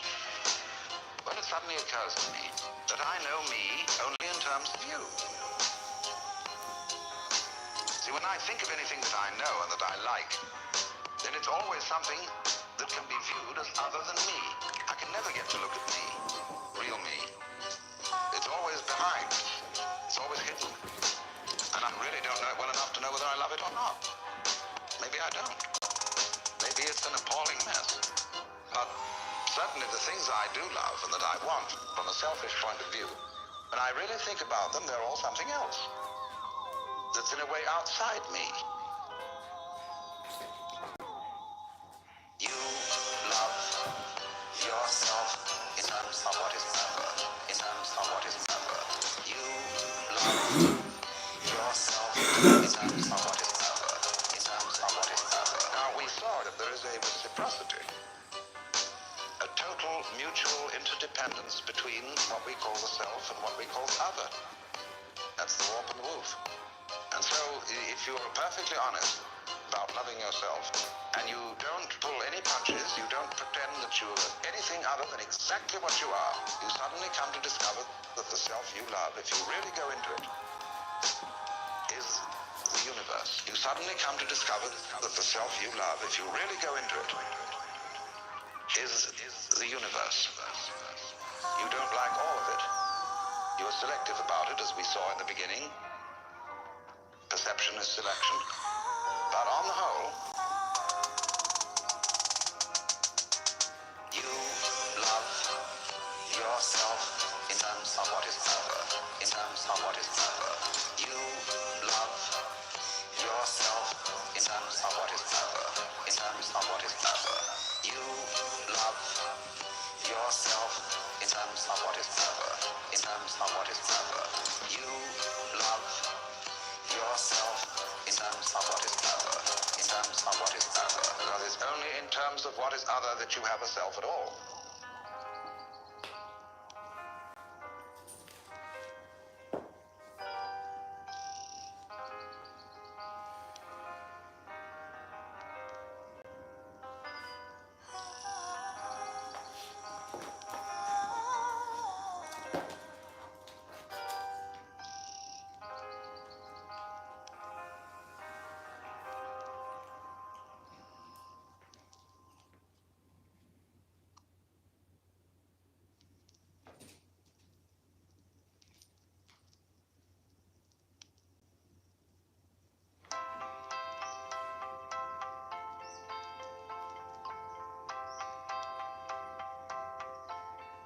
Have you heard the phrase, freedom is just another word for nothing left to lose?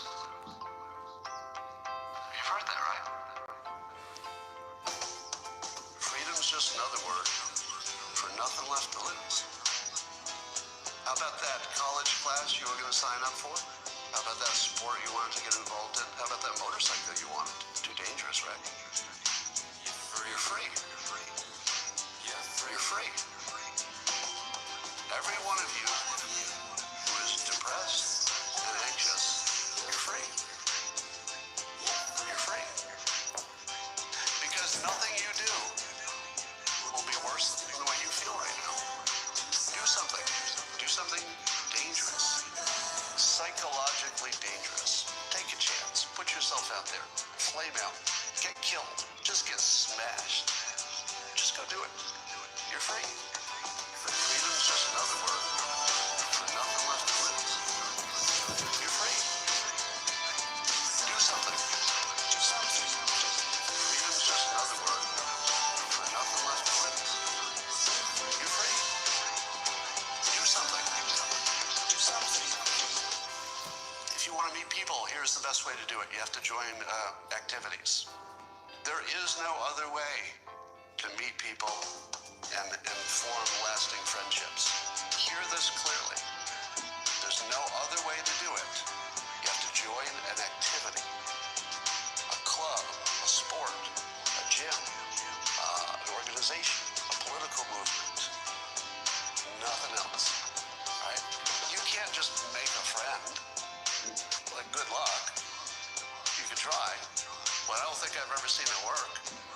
Hi, Bob, hearing good things about you. I think we could be friends. Doesn't work. Do something. Do something. Join a thing. Make a sport. Form a club of your own. Just go do it. You're free. Freedom's just another word for nothing left to lose. You're free. Do something. Do something. Freedom's just another word for nothing left to lose. You're free. Do something. Do something. Why would you not form a club of your own? Because you're afraid nobody would come, right? What's the difference? You're as good as dead. You're depressed, you're anxious, you hate your life. You're thinking about putting I can't say that here, but you're thinking about maybe life isn't worth it. You're free. You're absolutely free. Go have some fun. Freedom's just another word for nothing left to lose. You're free. Do something. Do something. Freedom's just another word for nothing left to lose. You're free. Do something. Do something.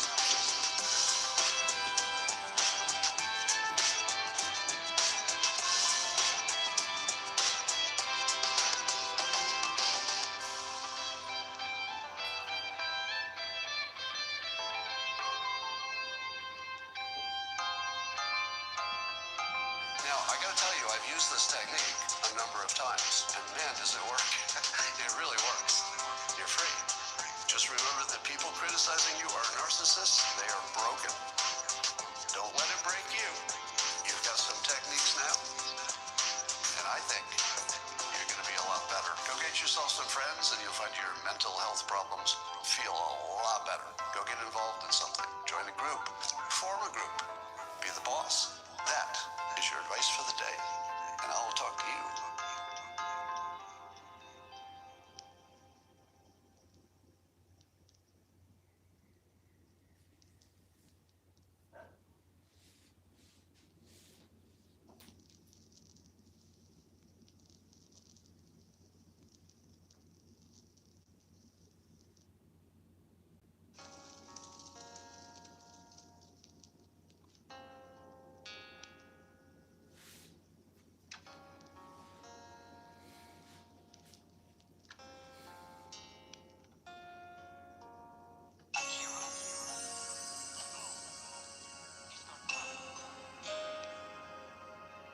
You know, it's funny, I never used to think about the fact about loving myself. I just wasn't that guy. The thing about loving myself came when I hit rock bottom. And I really hit bottom, and it was a desperate attempt to save myself. I really fundamentally believe in the power of commitment, and making commitments to yourself, you gotta keep them. And in this desperate moment, I've made this vow to myself. I was at bottom. My company had fallen apart. I lost everything. I was really sick. I was miserable. I was depressed. One morning or one night, it was dark. And I just got out of my bed and I'm like, I can't do this anymore. I can't do this anymore. I can't do this anymore. I'm either gonna get out of this or die trying. And I walked over to my journal, grabbed my pen, and I wrote. I knew I had to make a vow to myself to get out of this. I didn't know what. And I just sat down and I wrote, it was freehand. I vowed to love myself. I vowed to love myself. I vowed to love myself. I vowed to love myself.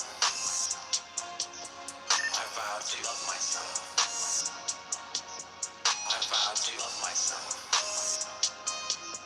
I vowed to love myself. I vowed to love myself.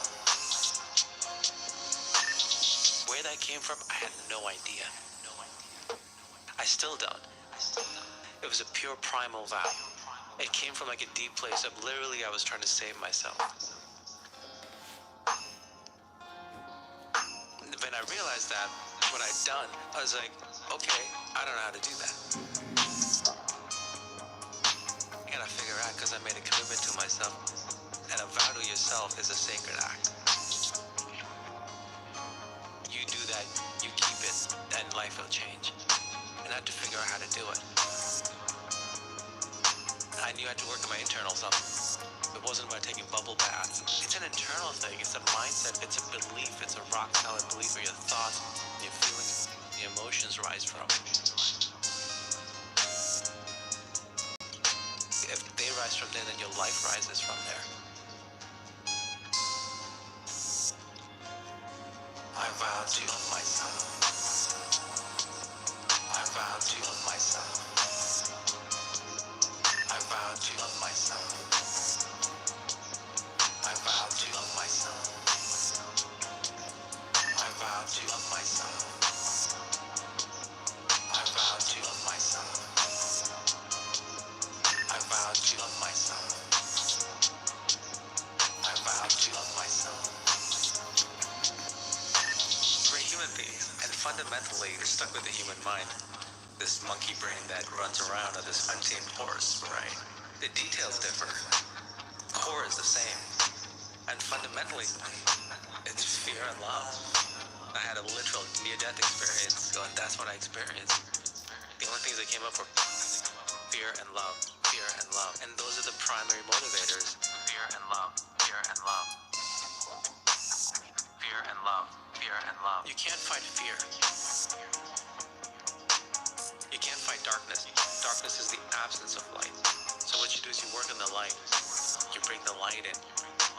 And that takes away the darkness. And so that's something I actually really learned trying to save myself. If I worked on the light, it would take care of the rest. And that's love. And that's love. I vow to love myself. I vow to love myself. I vow to love myself. I vow to love myself. I vow to love myself.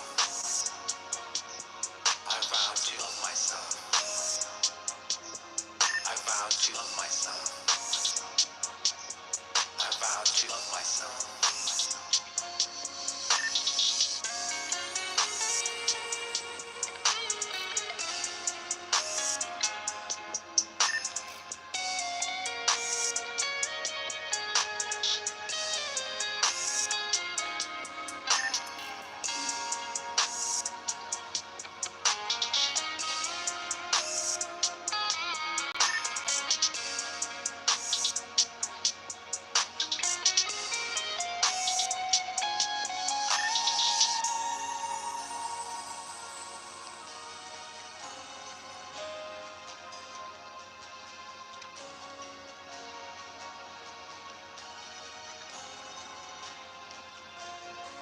I vow to love myself. I vow to love myself. I vow to love myself. I vow to love myself.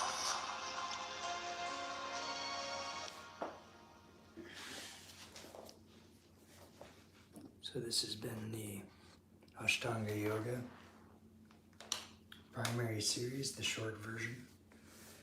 Next we're going to do a martial arts bodyweight workout, but first we will end the yoga practice with the Ashtanga Yoga closing mantra, which basically means blessings to those who lead with compassion, and may all beings everywhere be happy and free. Peace, peace, perfect peace.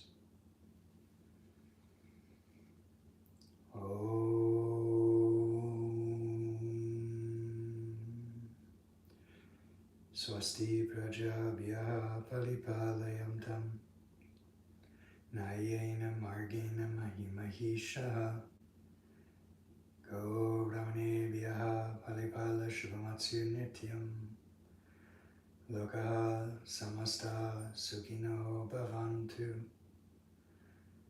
Om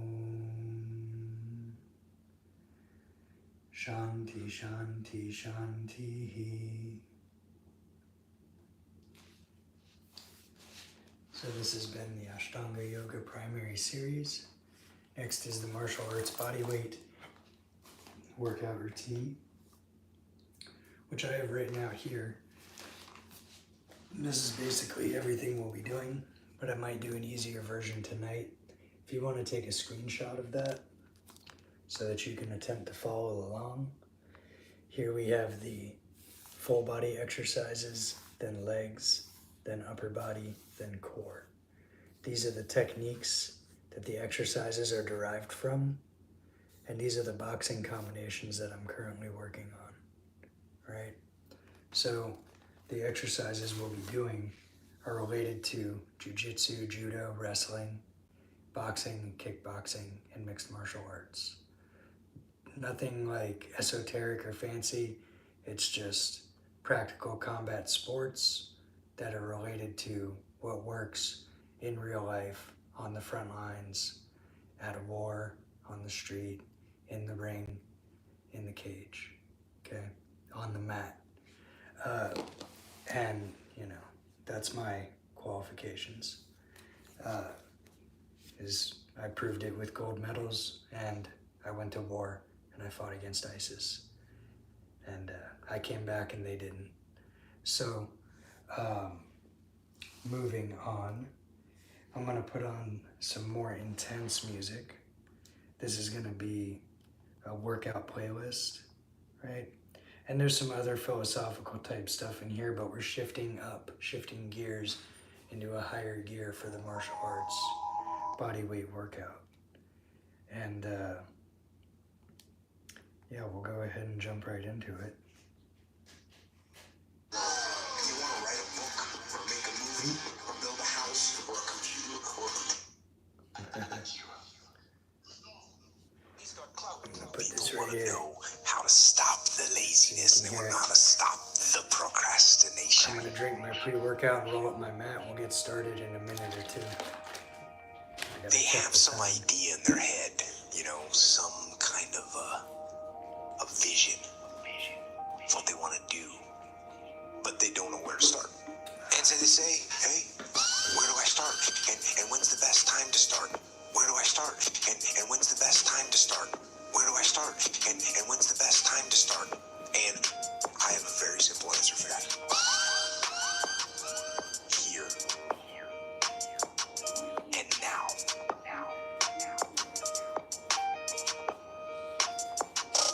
That's it. You want to improve? You want to get better? You want to get on a workout program or a clean diet? You want to start a business? You want to write a book or make a movie or build a house or a computer or put So we're together gonna get some started.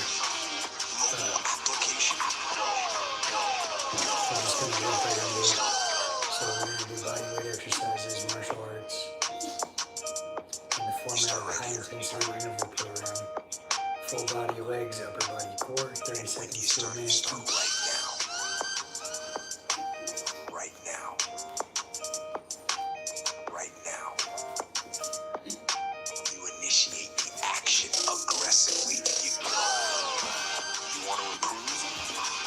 You want to get better? You want to get on a workout program or a clean diet? You want to start a business? You want to write a book or make a movie or build a house or a computer or put together some mobile application? The idea isn't going to execute itself. And a squat. And the book isn't going to write itself. And the weights out in the gym, they're not going to move themselves. You have to do it. And you have to do it now. And that means you gotta stop thinking about it and stop dreaming about it and stop researching every aspect of it and reading all about it and debating the pros and cons of it. Just start doing it. You want to improve? You want to get better? You want to get on a workout program or a clean diet? You want to start a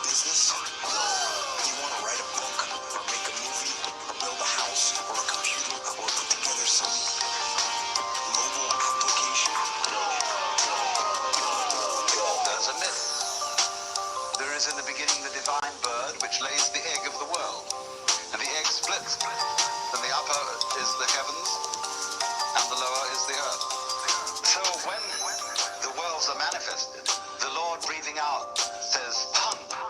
And when the wells are withdrawn, the breath comes back.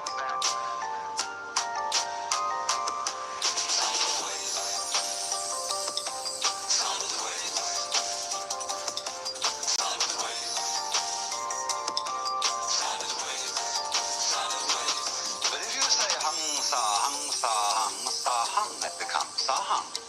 Sa. Sa. Ahang. That means sa means that, the truth. Ahang, I am that. Imagine when we get to the final moment in which the world is blown up. Imagine the countdown. This is the end. Somebody's pushed the button. 8, 7, 6, 5, 4, 3, 2, 1.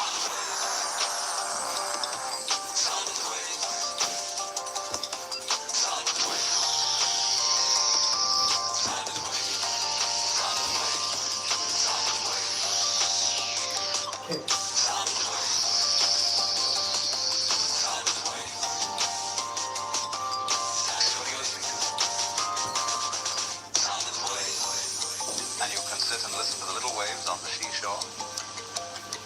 And you'll get back here into this kind of thinking, and you're hearing the ocean of the universe going. And that's your breathing too. It's all one rhythm. So it may be that every star was once a planet populated by intelligent people who found out about the fundamental energy of the universe, blew themselves up. And as they blew up, they scattered all kinds of stuff out, which became little planets. Which in a long time, life started all over again.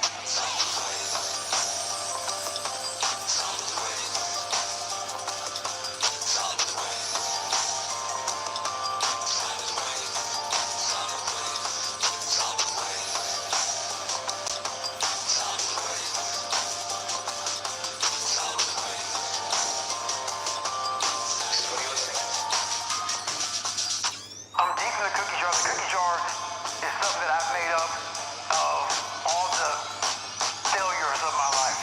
All the things that I failed and I went back. I failed and I went back and I finally succeeded. All the things that kicked my ass. I put them all in the cookie jar because at times of hell, even the hardest men, in times of suffering, what we do is we forget how hard we really are. Because that's what suffering is. Suffering is a test. That's all it is. Suffering is a true test of life. And so that cookie jar travels in my brain. So whenever I get put in a situation where I have poopy pants, the woe with me mentality of, oh my God, life sucks, I take the 1 second decision. I step out of my life for 1 second, go in the cookie jar, pull up, oh, motherfucker, you went in 3 hell weeks and finished 2. One of those hell weeks, a guy died because it was so bad. Oh, you are a motherfucking badass. Body weight exercise. You are. I put it back in the cookie jar and I remember who the fuck I really am. I'm not the kid that was called nigga. I'm not the scared kid. This is who I am. It's a reminder of who you truly are at the core of yourself. This is who I am. But what I was saying to myself the whole time on that track, this is who I am. Self-talk and visualization are the 2 keys to my success. I believed for that last 19 miles, I was indestructible.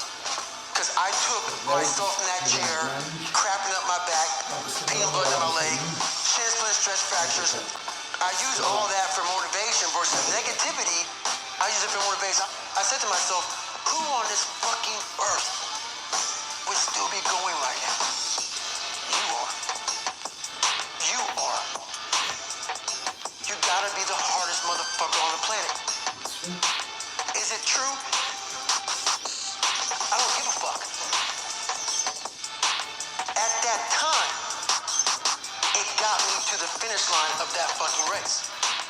I believed it. I believe it today. I believed it enough to where my body said, he's not gonna stop. And I took all the negative things. I need to go to the hospital, this and that, and I used it all. Who the hell can even get out of that chair? This is who I am. Who the hell would even think about taping stress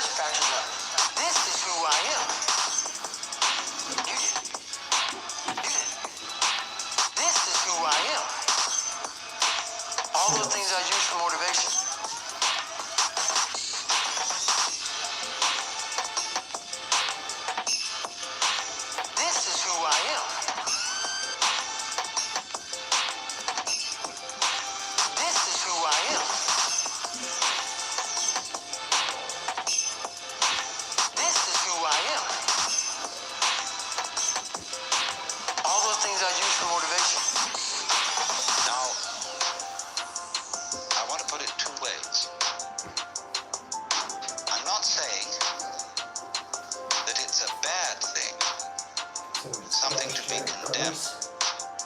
Inside To out. take your own individual life seriously, in dead earnest, and to have all the problems that go with that. Do you understand that being that way, that being a real mixed up human being, is a manifestation of nature? That is something just like Patterns on the Waves article. Patterns on the Waves.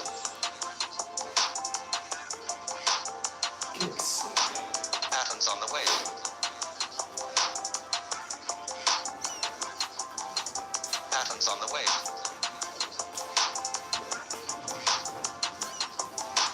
Patterns on the Waves.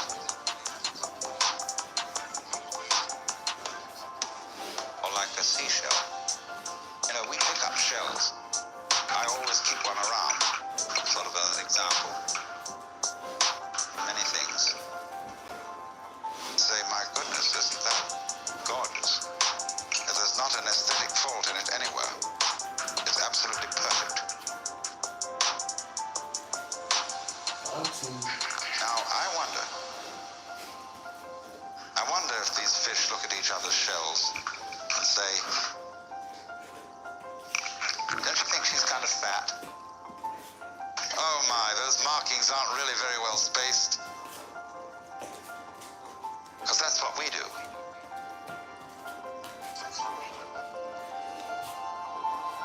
Patterns on the wave.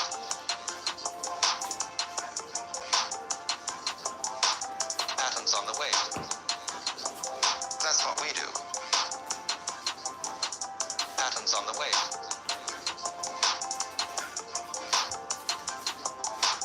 Patterns on the wave. That's what we do. See, we don't realize that all of us in our various goings-on and behavior and so on are just as more marvelous, much more complicated, much more interesting. All these gorgeous faces that I'm looking at, you know, every one of them, some are supposedly pretty, some are supposedly not so pretty, but they're all absolutely gorgeous. And everybody's eyes is a piece of jewelry beyond compare. Beautiful. Beautiful. Beautiful. Beautiful.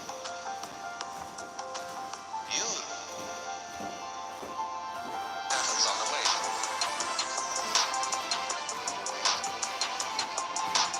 Patterns on the wave. That's what we do. Full body burpee. Patterns on the wave.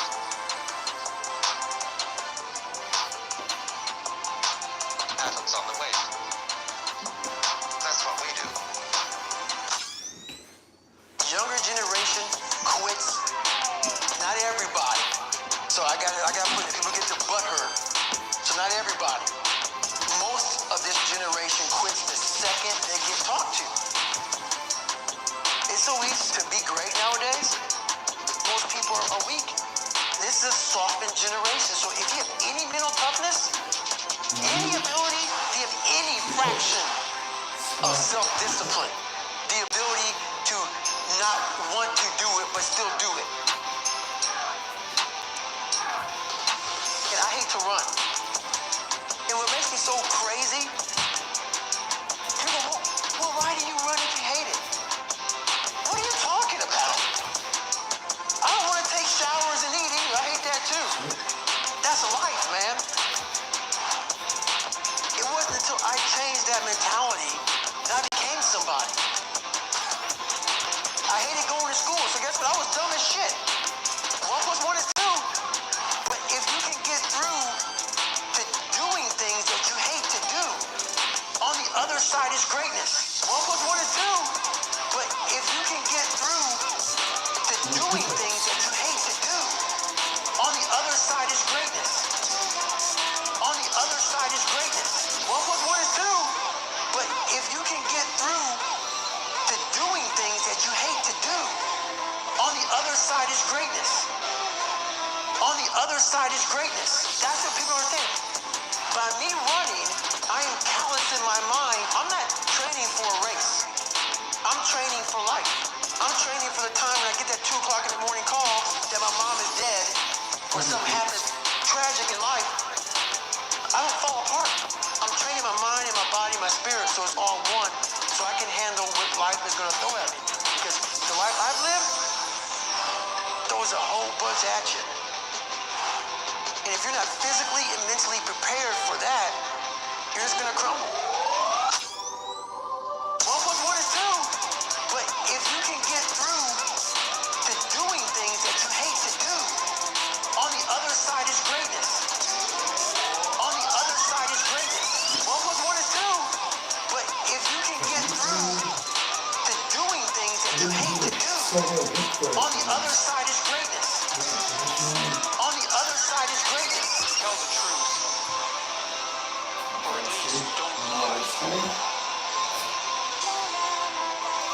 He's in that stroke, so come on, get in the grip. Do not do things that you hate. Act so that you can tell the truth about how you act. Pursue what is meaningful, not what is expedient. If you have to choose,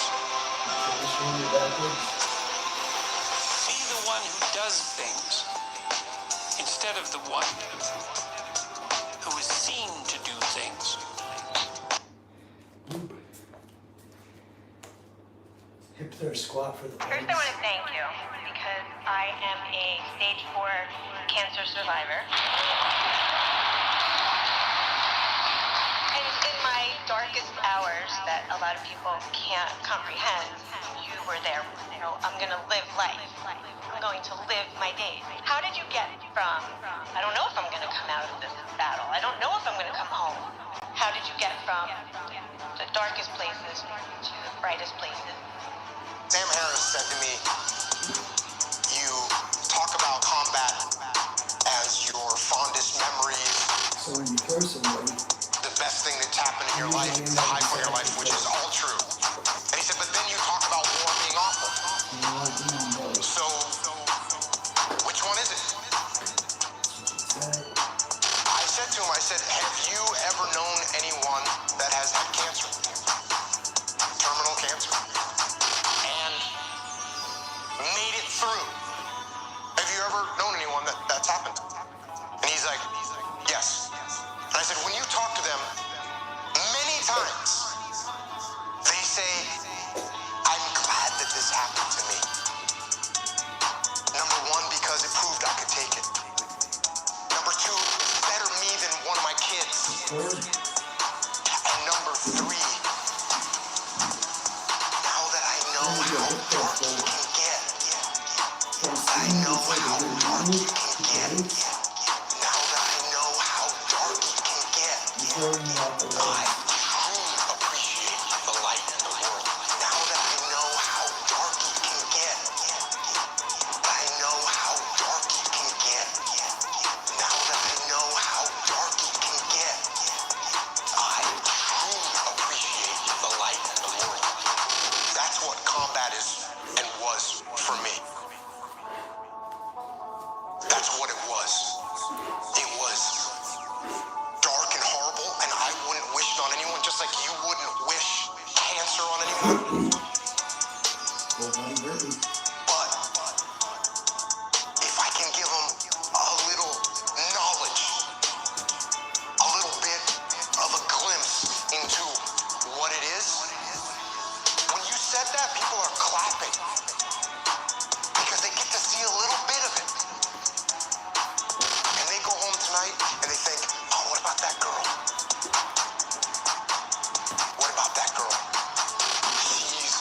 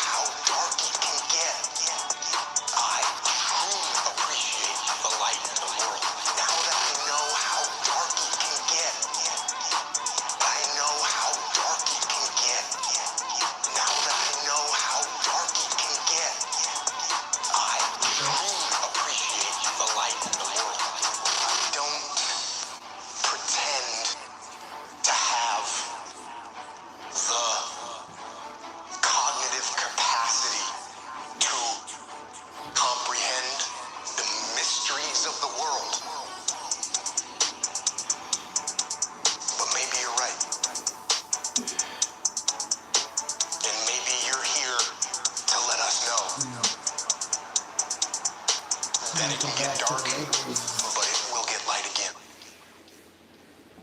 Now that I know how dark it can get, I know how dark it can get. Now that I know how dark it can get, I truly appreciate the light in the world.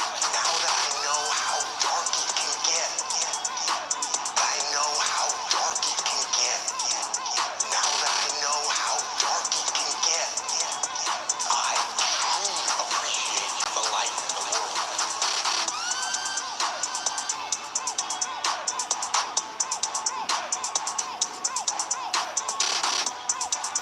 Full body exercise. We're gonna scroll. And we're gonna do a break for it. Go stand up, come up to me. Don't let your head hit the ground. Tuck your chin. He's got clout, clout, clout, clout, clout, clout.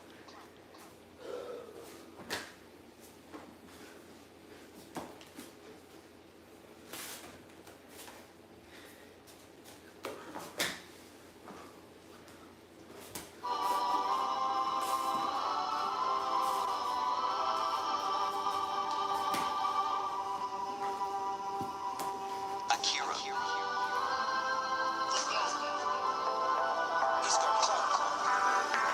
The legs. Then let's stand up and lock the hands. It's okay. It's okay. It's okay. It's okay. It's okay. It's okay. It's okay. It's okay. People say, man, you cuss all the fucking time. Why? Well, I hate to say it, the best way for me to get how I feel across, I can't sit here and say, you know what, yeah, I went through the whole weekend, man, it was really hard.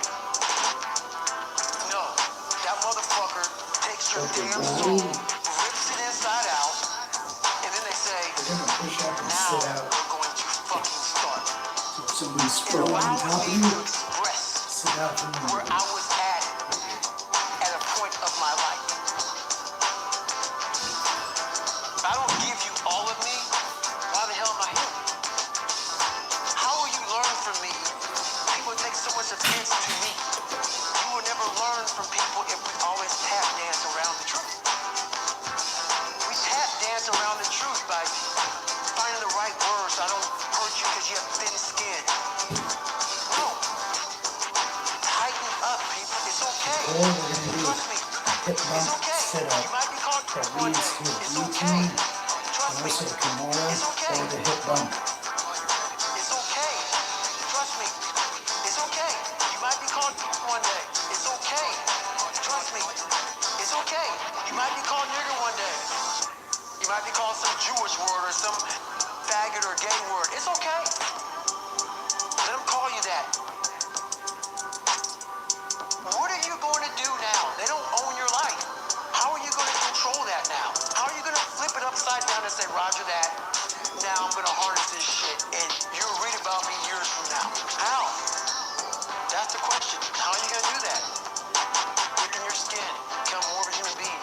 Don't be afraid of the reflection in the mirror. Because that's all you can be afraid of. Once you overcome the reflection in the mirror, you've done it. It's okay. Trust me. It's okay. You might be called one day. It's okay. Trust me. It's okay. It's okay. Trust me. It's okay. You might be called one day. It's okay. Trust me. It's okay. It's okay.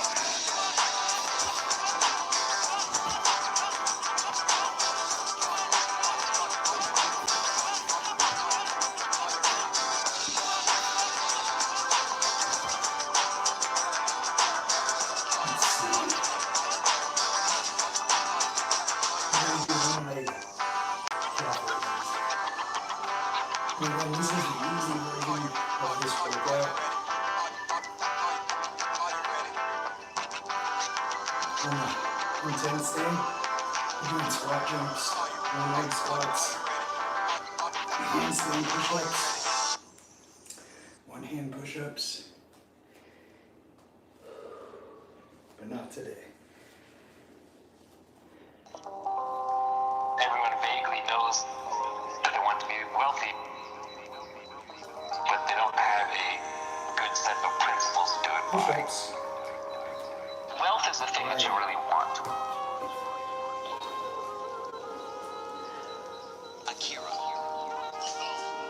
He's got clout. Wealth is assets that earn while you sleep.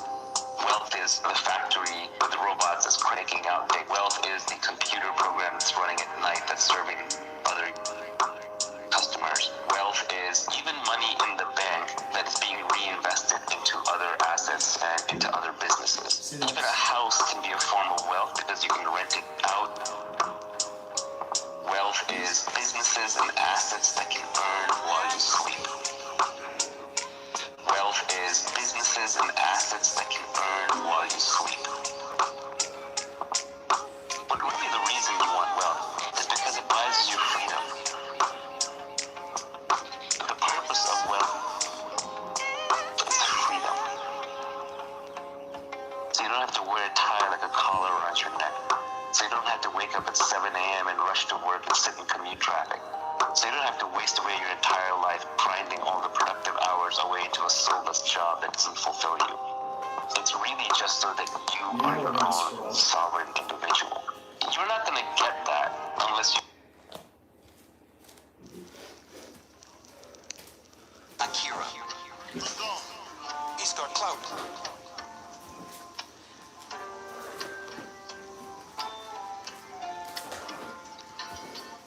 The first point was about how you're not going to get rich. You're not going to get rich renting out your time. You must own equity, a piece of a business, to gain your financial freedom. This is probably one of the absolute most important points. People seem to Next think we're gonna that you do can... a leg lock entry from standing. Oh no, we're gonna shoot for the takedown.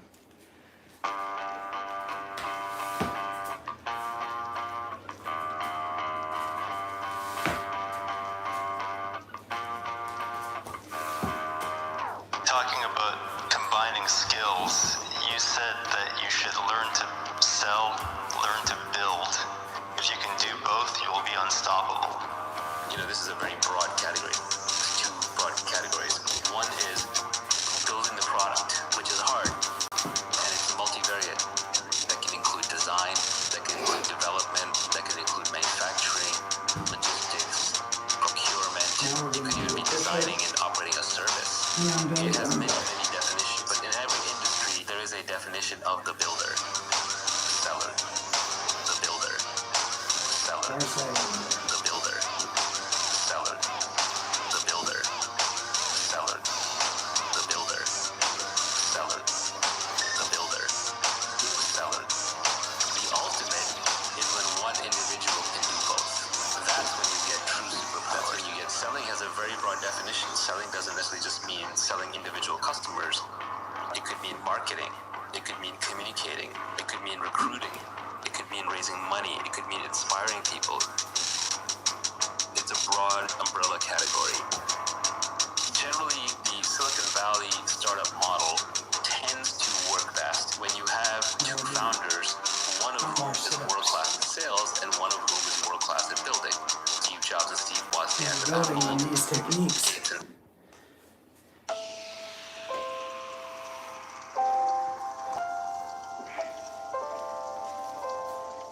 We're stacking connected movements in the format of a high-intensity interval training.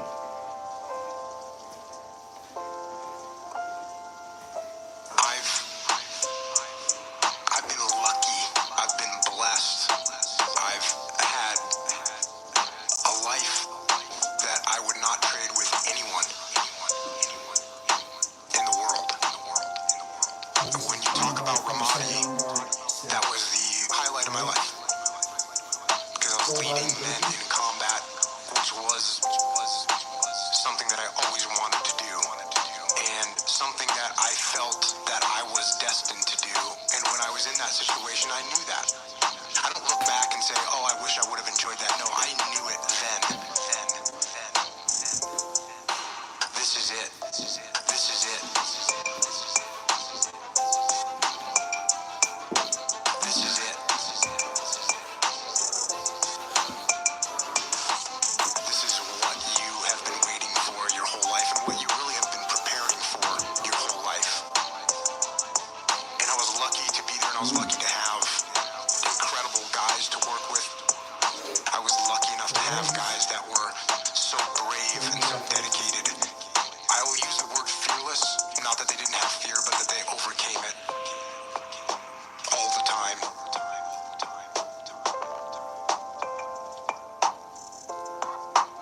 And so I'd say if there's anything that I struggle with now, it's just that.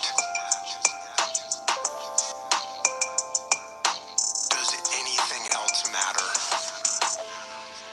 Push-ups. And the answer is no. The answer is no. Nothing else matters. Nothing else is close. And so you have to deal with that.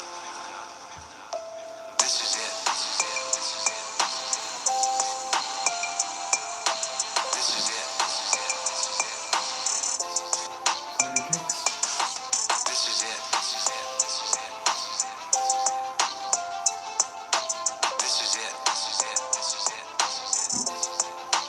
And I don't sit there at night wishing I was back. Well, okay, I do that. Sometimes I often wish I was back. But I don't dwell on it. Because it's gone. Because it's gone. Rolls to the full body exercise. So I'm setting up a hip thrust. Roll forward. Because it's gone. You're not good at that. If you're new, roll from your knees. Right here. And then roll backwards. And I'm so happy that I could be part of it and that I was able to work with If such you have tremendous experience, guys. And I try and keep their memory alive.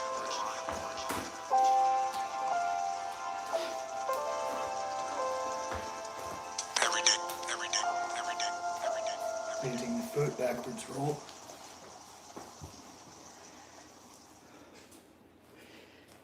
And the other side.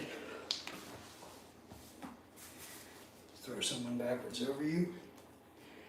Barrel roll from standing.